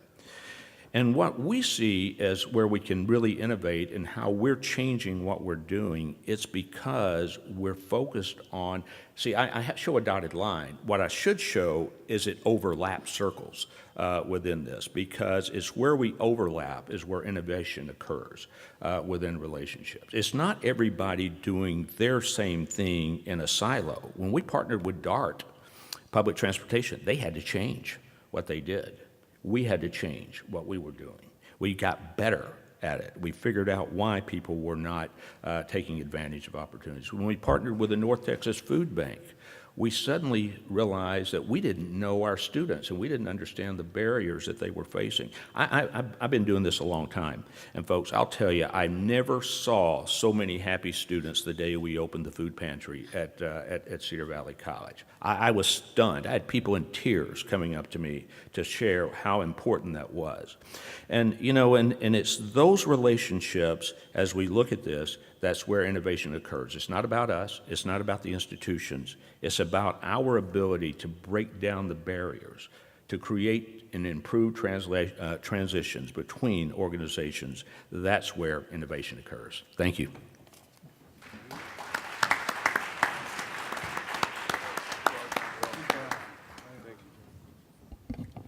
Questions for Dr. May?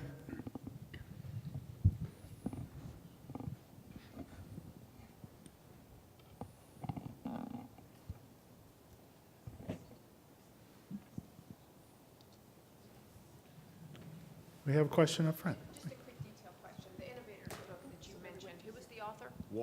Walter Isaacson. Thank you. Here's Good morning. Bruce McHenry from South Mountain Community College in Maricopa. So, thank you, Dr. Glasper. So one of the things I'm hearing over the last several days here at NACCE is some interesting possible dichotomy, and I'll address this to Dr. May first, but do you feel it's easier or harder to innovate in a system like you have, a district, or has an individual college? So just an example, we heard the president of Hocking College talk the other day. They're an independent. They're off and running. They're doing all kinds of cool stuff. So what do you think, harder or easier in a system or individually? Well, you know, I'll respond. I think innovation and is hard just wherever you are in terms of that. And I'll tell you why. You know, I had the pleasure of, when I came to Dallas, one of the founding board members was still alive. She was 104 at the time. And I was able to have lunch with her. And I was struck as she was telling me the story of how she went door to door to get the names on the petition to help create the Dallas County Community College District. And what I was struck by is she knew exactly why she was doing it. She knew what problems she was solving in the community. She understood economic disparity. She understood the lack of diversity. She understood the lack of opportunity, and that it was important to the future of our community that happens. And then as we started college, Steve and I were talking earlier, you know, it was new. You had people inventing these things as you go, and they understood clearly the problems that they were trying to solve as they made that happen. I think it's harder today because now we tend to run things rather than really try to solve the problems of individuals. I think it's gotten a lot harder in that regard because we put systems in place to initially address a problem from 50 years ago, but today those same systems actually become a barrier. Autonomy, we want to be autonomy, that becomes a barrier. I think that in many cases, institutions that struggle with some resources are sometimes just a little easier because you have to. You can't do it alone. You have to involve others that are in there. But I would say that it's not necessarily the size, but it's understanding the problems of individuals, of your employers, of your community. And I think the worst problem that we have is we think colleges have needs. Colleges have no needs. We're just a collection of talent. We're a collection of resources. We can form partnerships. We exist to solve the problems of others. And I think that's really the shift that we've got to get back to. We knew that when we were created, but somehow today we think that it's that we have the needs, and that's just really gets in the way of innovation occurring. Just an observation, and Joe, great story, and it's wonderful, and it's intentful and purposeful, and that's really what I like about it. But just an observation for folks. Often when we think innovative, we're talking about technology, we're talking about something new, some new idea. And Joe put it very well. These are problems or issues that need to be solved. We need to find new ways in which to solve them. Poverty's not new, homelessness is new. Hunger's not new, lack of child care, lack of transportation. Those things aren't new. Do we have the strategy and the will to innovate new strategies, new operational strategies, if you will, to address those? Because those issues, they're not problems. They're things to solve as it relates to investment. And many of us have high levels of poverty and pockets of poverty in all of the districts and colleges that we serve. And looking at them, not just from an equality standpoint, but from an equity standpoint, how do we ensure that all of our folks are going to be served to get to the same level? That's not a new issue, but many of the strategies have not solved that, or they have not sustained themselves over time. So the thing the point that I really want to make is that to innovate is not just about the latest and greatest technology thing. We have ongoing issues that have been with us for years. We need more and better innovative strategies in which to address them and have the will in which to do so. And it does then get back to telling that story and building that case as to what's our mission is. Okay, we provide bus passes too, and for our students. Well, I'm sure there's some folks out there saying, well, what are you doing that for? I mean, you're supposed to just teach those students. But again, it's solving to the core issue of what our students' needs are. Steve, please feel free to comment on any of this if you like. Sure. Well, as I was listening to both of the prior speakers, when you start talking about increasing completion rates and service those individuals that are hardest to serve, I think you got the focus in the right place. We need to be paying attention to the educational attainment rates in all the counties and the districts we serve, because it will show some of these pockets. And you've lined out a procedure here and a pathway for high-risk students. You're removing barriers and you're providing support. What do you anticipate in terms of a completion rate of those students compared to before you started this innovation? Yeah, let me, great question. So I'll use an example of one of our early college high schools at W.W. Samuel High School in the Pleasant Grove area, the highest concentration of poverty in Dallas County. In 2010, the school had been slated for closure by the state for poor performance. They only were having 9% of their graduates move on to get a post-secondary credential, but they only had a 38% graduation rate. It was a failure by every single measure that you could look at. So they tried something, partnered with Eastfield College to create an early college high school. Neither the principal nor the college knew how to do it. They just figured it out as they went along. So 9% 2010. This year, 58% of the, well, let me put it, that meant a total of the high school, 40 would have earned a post-secondary credential coming out of that. So as we look this year, we had 60 graduate with an associate's degree a week before they graduated from high school at that school. This past cohort that we contract, 6 years, 58% earned a post-secondary credential. We will hit 65% of that high school. So as we scale this out now, 43, that's our goal, is to take schools that we're only getting about 11%, take them up to 75% getting a post-secondary credential within the next 6 years. And as you can see, the first step is to get them enrolled. You grow 40%, now we have to be successful with, make sure that we're successful getting them through the system. So I'll just put this in perspective. 2 years ago, and folks here from Dallas know this, in the Dallas Independent School District, 18 of the 23 schools were on something called the IR list, meaning improvement required.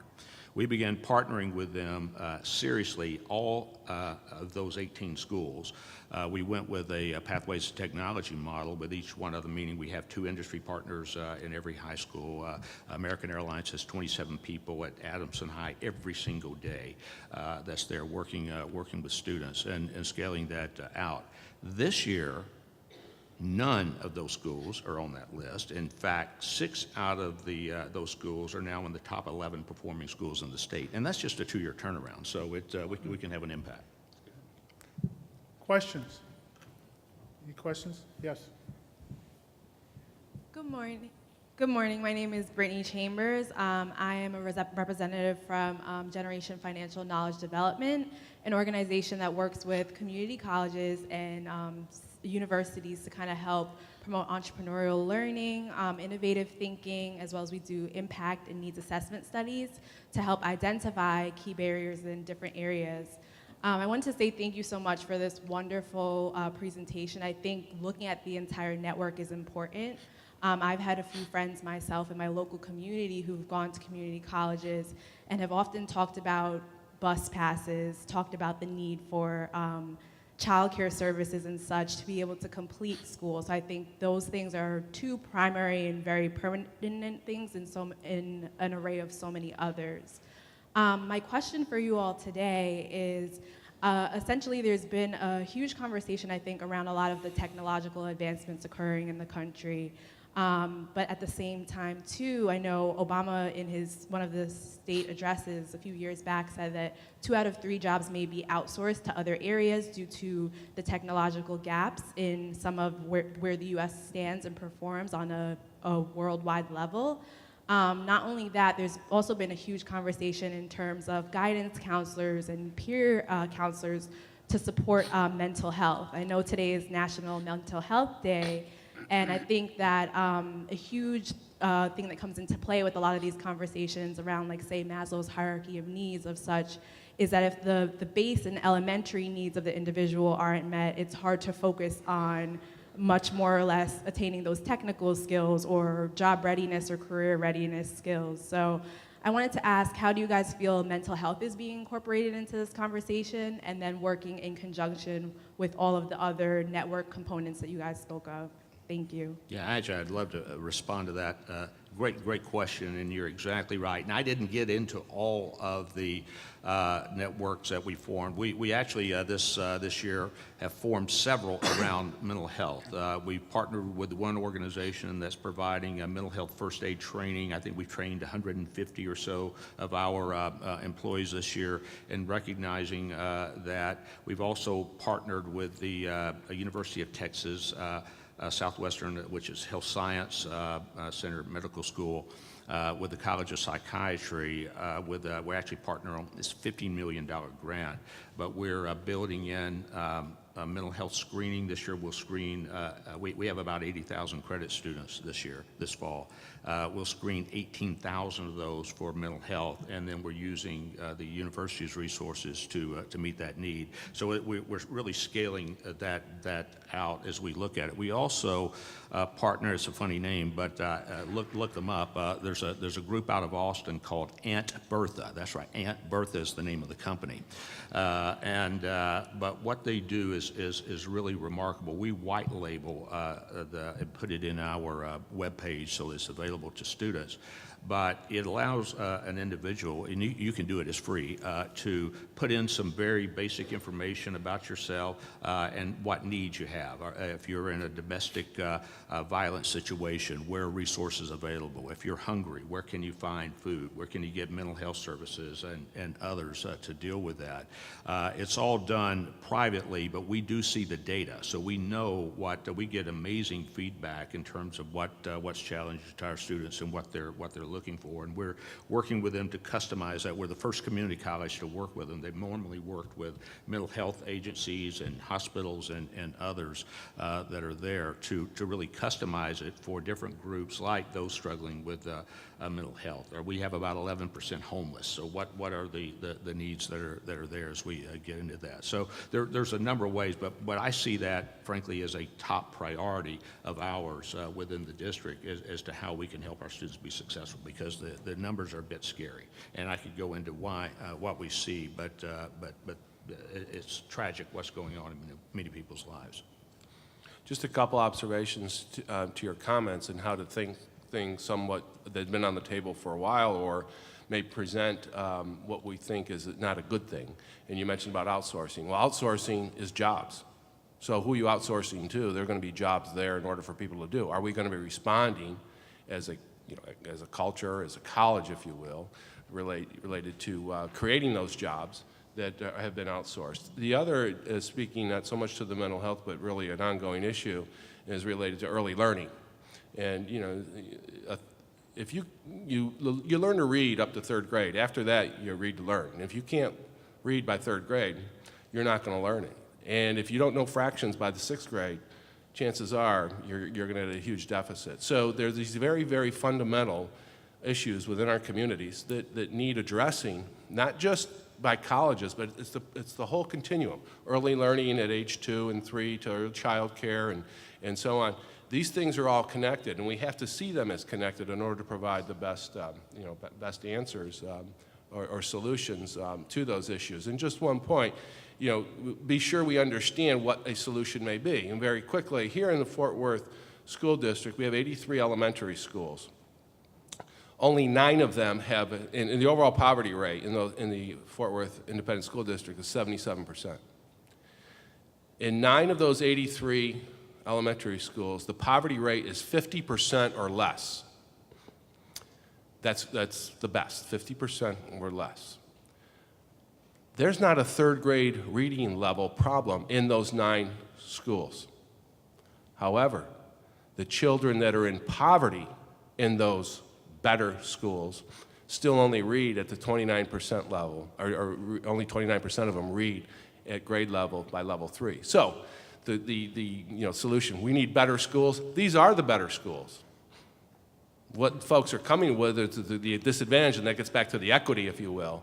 Are they able to learn as those other students are in the better schools? So better schools, not necessarily the answer. See?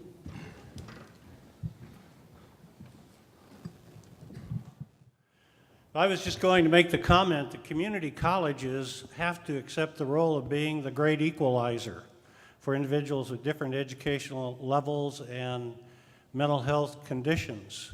We're the last hope for many.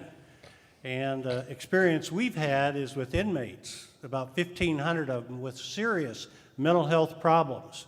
When provided support, many of them can perform right up to par with regular transfer students from high school.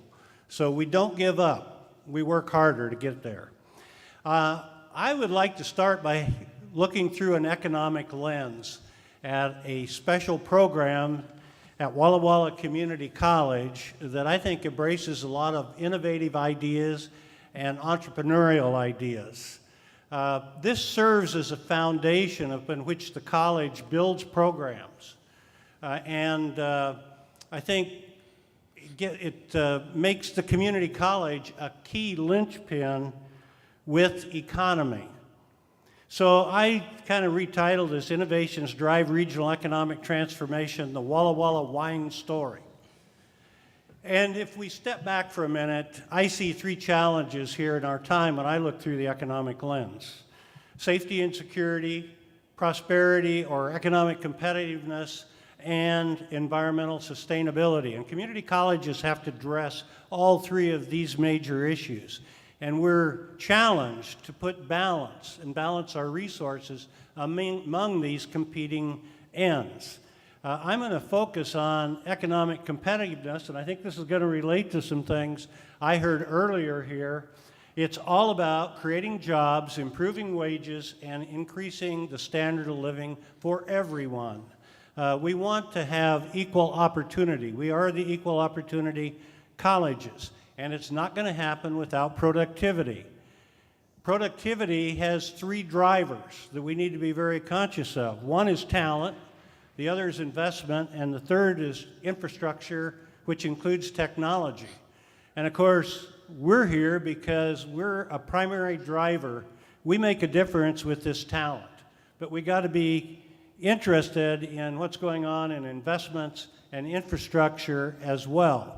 How innovative and how entrepreneurial you are will determine how much productivity you have and what the wage levels are going to be. So we got to figure out how to better utilize existing resources and then attract additional resources. If you look at these three drivers, I'll focus on talent. I think the challenge is to increase educational attainment rates. And I'd mentioned earlier, these rates are available for every county in the United States. And we should take a look at that. The Illumina Foundation is doing a lot of work on this. So then you figure out where you are versus where you want to be and how you can increase access and opportunity and retention of your students to get there. It's this mindset that's helped Walla Walla, I think, really to aspire to very high levels of educational attainment in all our programs. We have completion rates in the 55% of those students that enroll. The institution finish what their intentions are. Community college leaders need to pay attention down here to this infrastructure area as well, because if we can combine information technology and technology together, we create smart information systems. If we combine water technology with information technology, skill sets for our students, we create smart water systems. So that's a very innovative strategy that adds significantly to productivity. So make talent our top priority. That can be leadership talent, be teaching talent, but it's the talent we're teaching our students, and it's changing as this depicts. Increase higher attainment rates, emphasize STEM and other high-demand programs, and then do all you can to accelerate learning. So that's the economic framework that we build our programs on. We talked about a vision and mission statement. Here's ours. Walla Walla Community College will be a catalyst that transforms our students' lives and the communities we serve. We think we have to go to that next step and take ownership in transforming our community if it's going to be a good place for our students when they complete.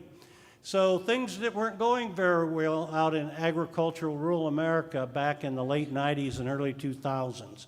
NAFTA came in. We were a natural resource-based economy. All our food processing organizations got hammered. All our timber industry got hammered. Anything to do with natural resources seemed to be in a state of decline. So here we were sitting in a community that was doing pretty well, and all of a sudden, it just felt like we were up against it. So the question was, the college was we said we're going to be a catalyst for change. What are we going to do? We've got to make a big change here if we're going to help this community survive and thrive into the future. So we aimed at about 4 things. We knew health was expanding. We had a big health nursing program. We doubled it over 4 years. Doubled the size of that to where we were graduating nearly 300 full-time RN students. And we created a pathway with Washington State University so they could get their applied science degree and master's degree at Walla Walla Community College. That was step 1. Step 2, we had a partner with John Deere Corporation. We expanded that partnership significantly to take on precision agriculture and to reach out and serve the northern half of California and all the Northwest. This let us get to a scale with a partner to where we could do it first class and do it right. And then there was another emerging issue in our community, and it was a critical water shortage. And it was competition for water for commercial, industrial uses, domestic uses, and for fish. The Confederated Tribes had a real problem when salmon were killed because streams were drying up. And the college stepped in and mitigated some of these misunderstandings, found common ground.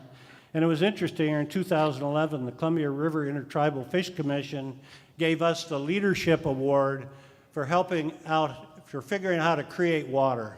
We'll get more in there later. So now I want to come back to the program that I think embraces some of the criteria for innovation. And you kind of take track of them, Rufus, as I go down through here, see if we hit any of them. So we had to do something significant in the community in addition to these other things. And what we thought could be significant, we had 15 winemakers and very small operations. One of them, however, had just had their Merlot named the best Merlot in the world. And it brought a lot of attention to the community, and it brought a lot of enthusiasm in. And another winemaker entered wines in competition and did pretty darn well. So we thought, well, why not? So the college came up with this idea: we're going to develop a program to teach students how to grow the best wine grapes and make the best wine in the world.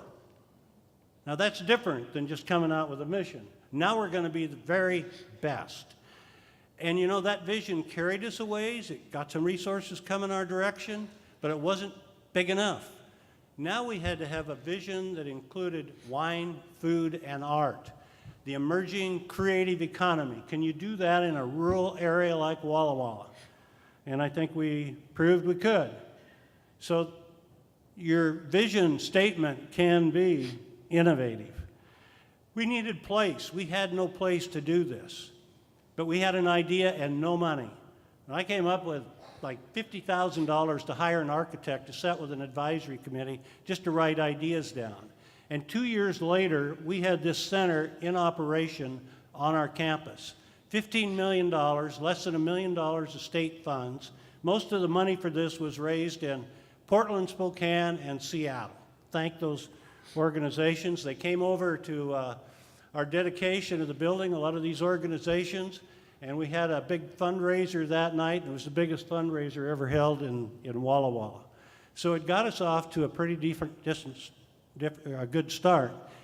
What I learned, if you got a powerful idea and you sell that powerful idea, money will not be that big of an obstacle.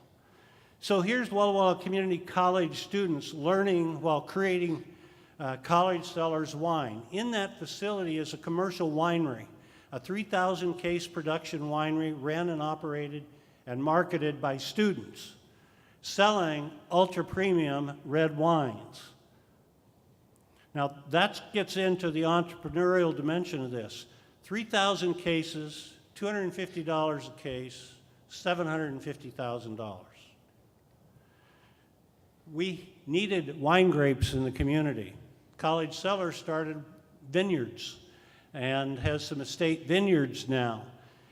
We didn't have enough water. That's why we had to go back and get into water management practices. But now you see the landscape in this area is changing. And if you're in TIA real estate, you can see some of your property there. We needed place for our graduates. We had 60 students we accepted into the program. Many of them were going into wineries. Some of them wanted to have their own winery.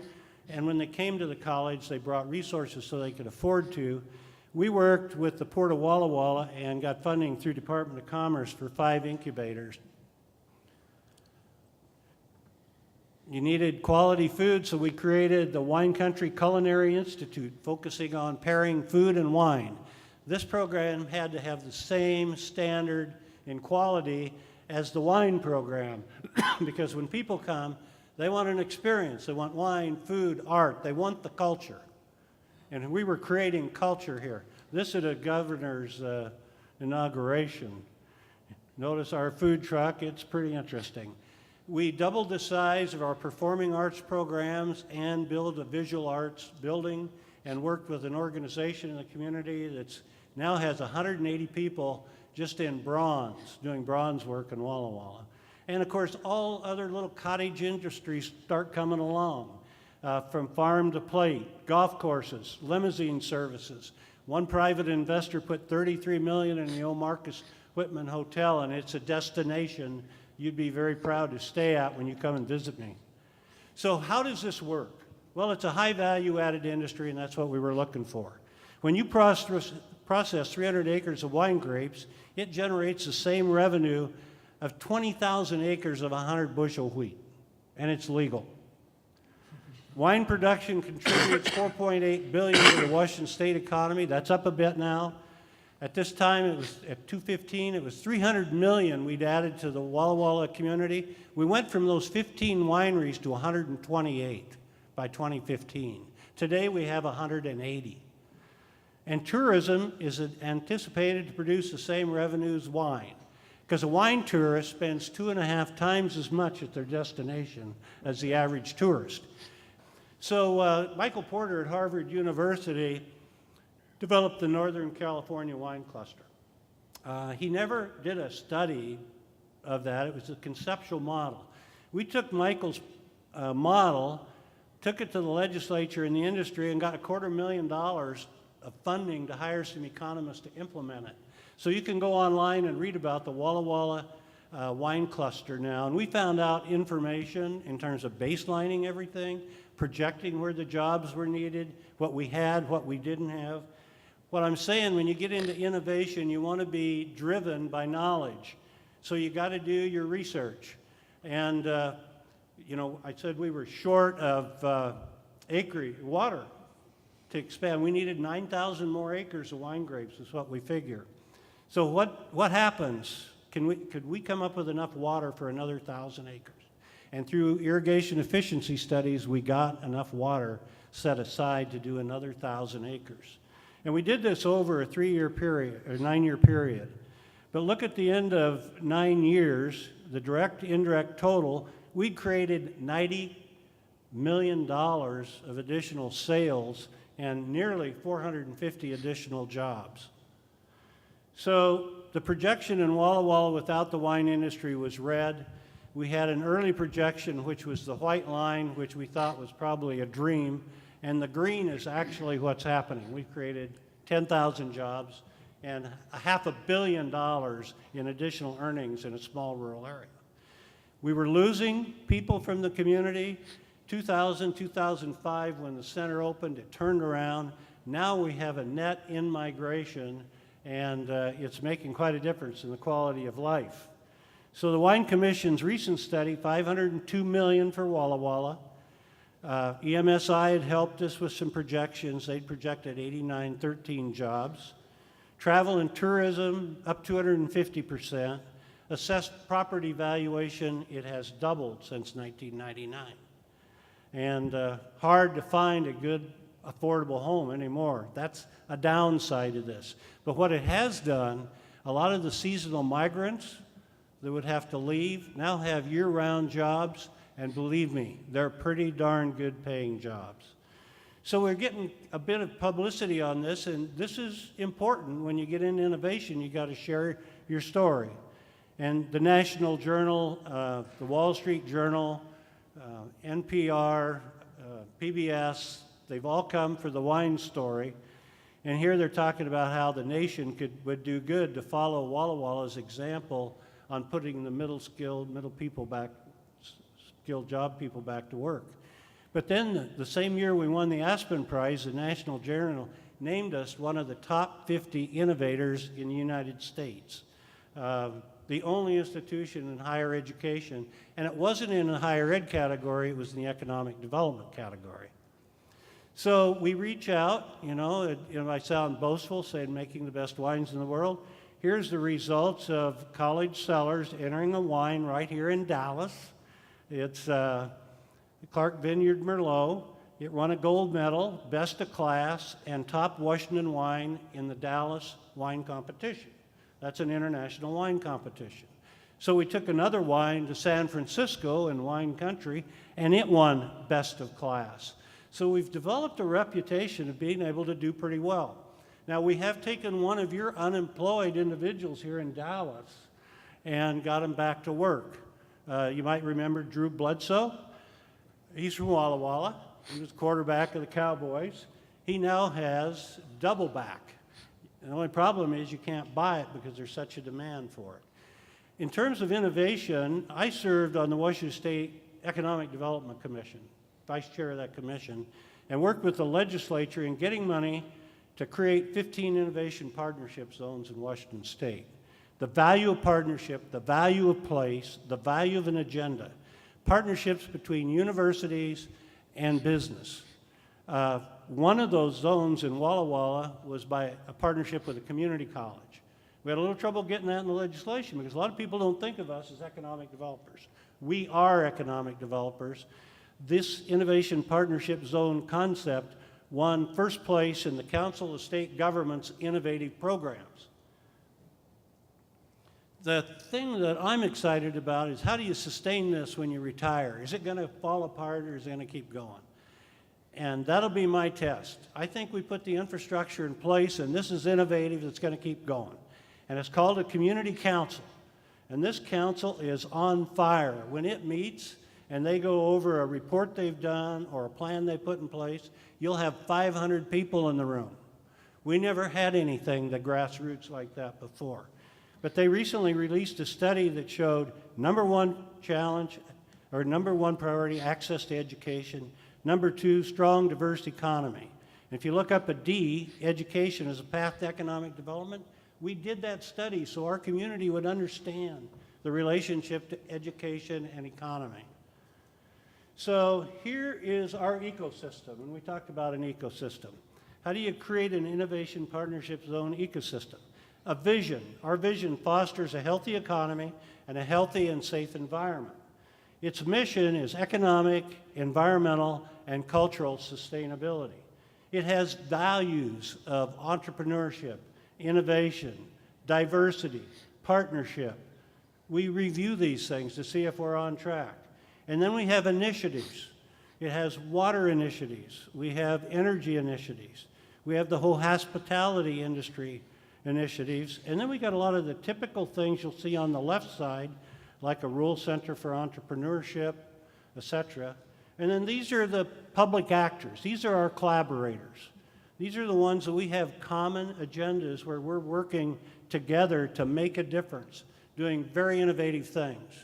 At the Water Center, there's two innovations. One, the tribe came and said, we'll put $1 million into your center if you'll create some fish labs for us. And we'll put 10 professional employees at that center doing their research. And we'll hire your students, watershed ecology graduates, to work with these PhD professionals because we are going to make a difference in the Columbia River system. And then we had another firm come in that has a very innovative idea on water quality and soil analysis, and we're incubating that firm at this water center. They're doing millions of dollars in business today. You know, the college benefits from relationships like that. Those partnerships are valuable. So here are the the 12 innovations. We talked about them in my presentation. I want to point out just a couple. Number 10, first wine grape sorter. This is optical sorting of wine grapes. I don't think this is ever done outside of Walla Walla. But our faculty worked with industry in key technology to develop a sorter. We can retain only the perfect wine grapes and put the rest in another pile for another wine. So when you get going on something, this success breeds success, innovation breeds innovation. A lot of good things are happening. We brought ETS Labs, Best Wine Analysis Lab out of California, to our center on campus, so our winemakers have the best information. And you know what? I think I'd just say Walla Walla now is a place where it's beautiful, cultural inspiration, outdoor adventures, small town friendliness. Rufus, I'd like to have you come and visit sometime where we could sit down over a bottle of wine and go into a little more detail, okay? You come see me.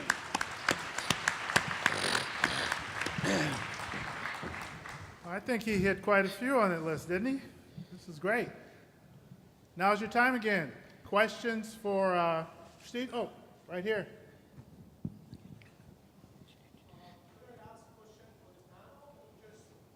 You can ask for the panel. Yes,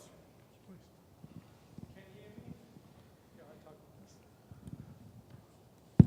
Okay, I'm David Meridian. I'm from Seminole State College in Florida, near Orlando, where Mickey Mouse and Minnie Mouse are.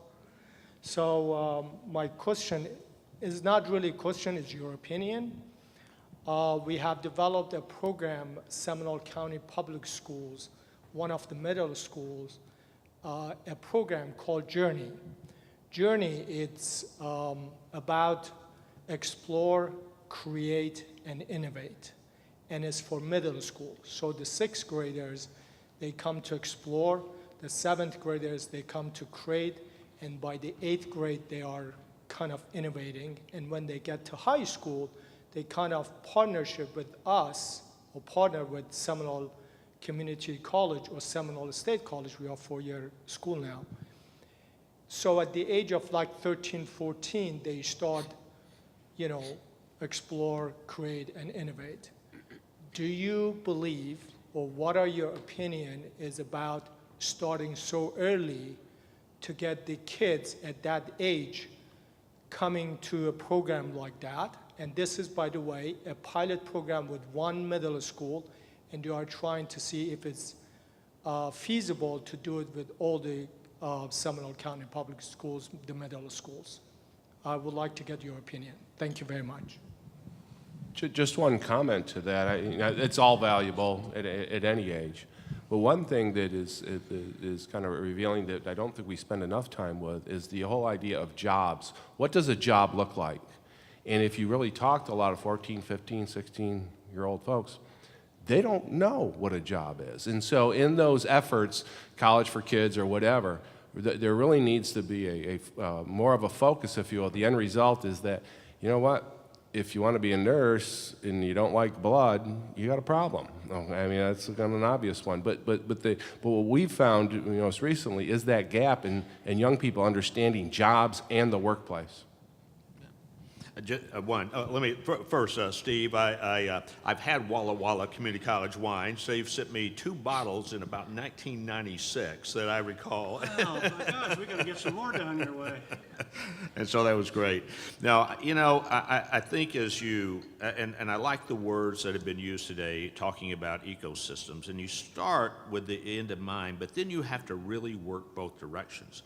One of the things that we began to see as we work with schools that the public schools, particularly, that were the most successful, understood that job was the end goal. And they didn't just see high school graduation as the end goal, even though that's what they were getting rewarded for, but they weren't structured with that in mind. And I would say the same thing, that when I talk about transition points are the problem. It's because there's no connection between them. And coming out of middle school into high school is one area, another area where we lose a lot of people in that pipeline. And that means you really have to go back a step into the middle school. And frankly, it leads you all the way back. I tell you, we're starting up a baccalaureate degree in early childhood because we've realized we've got to get involved at pre-K to be able to deal with the entire pipeline. And as community colleges, there's no one else that will own that process all the way through. Everyone else is simply going to look at it through a straw of theirs. So I commend the effort, and I think I understand it's a hard sell. Internally, sometimes these, because you're going, what are you doing? That's their business. That's their role. But the fact of the matter is that it does make a difference. It's important work. Thank you. We're open up for one question, and if you have any questions after this last one, the panel will be up here for a few minutes. We want to try to be respectful for your time. Yes, ma'am. Thank you very much. I'm Amy Vance. I'm from Eastville College. I'm the Associate Dean of the STEM Division, and that's part of the Dallas County Community College District. This question is for the last panelist. We began at our school a Journeyman Brewer Certificate in 2015, and it's been highly, highly successful. We were the first one in the state of Texas as a community college to do such a program. And now we are investigating the offering of an associate's degree in brewing and distilling with a focus on the business aspect of that program. And also in incorporating the network model, looking at some of our sister colleges that have strong culinary programs to kind of do what you have done. So after your great successes and probably some pitfalls along the way that you didn't mention, what would be some of the lessons learned in starting such a venture, an entrepreneurial venture such as what you did? Well, I think if you're going to be innovative, you're going to take risk. So you got to be resilient. And I think the lesson I first learned is resiliency matters. You got to be able to overcome the naysayers, like the Attorney General when he calls and says, you can't make alcohol on campus. You can't sell it on campus, you know. So we had to deal with the issues as they come along. But I think another lesson learned there is have your constituents with you, have the industry, have the hospitality industry right there so people can understand what's going on. I can remember an issue before the Washington State Legislature where we were asked, this sounds funny, but asking for legislation to allow underage students to sip and spit wine. I mean, they had to taste it, you know. And here's a state patrolman and another person testifying against. They called timeout and let me chat with them. They came back and supported us once they understood.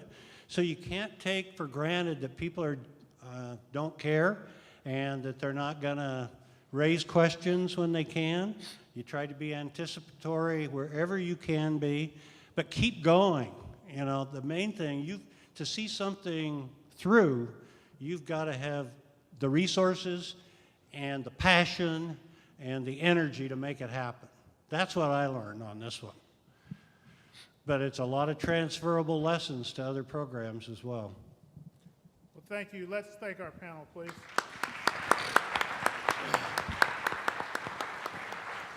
It's nice to be down here with you Texans. Good job. Dr. Boynton. Yes, absolutely. We thank our panel for being with us today, and we appreciate all of you being with us as well.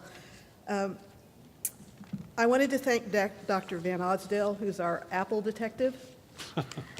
I wanted to thank Dr. May, who's our cyclist and who threw out the baseball at the Major League ball game. I also want to thank Dr. Giovannini, who comes from a very large and close family, and Dr. Glasper, who is a hiking and poetry enthusiast. We thank all of you for being with us today. I'm sure that you will take home with you the wonderful ideas that have been shared by our panel as you move forward in your travels today and with your friends and family and colleagues as you go back to your campus. We want you to share these ideas and the enthusiasm that you see here for innovation, and know that it's a matter of following through, having that passion, and keeping at it. Thank you all today. We appreciate it. We appreciate our partners, Tarrant County College District, and our partner NACCE. I'm not sure if they're still here, but I know you have, some of you have been a part of that as well.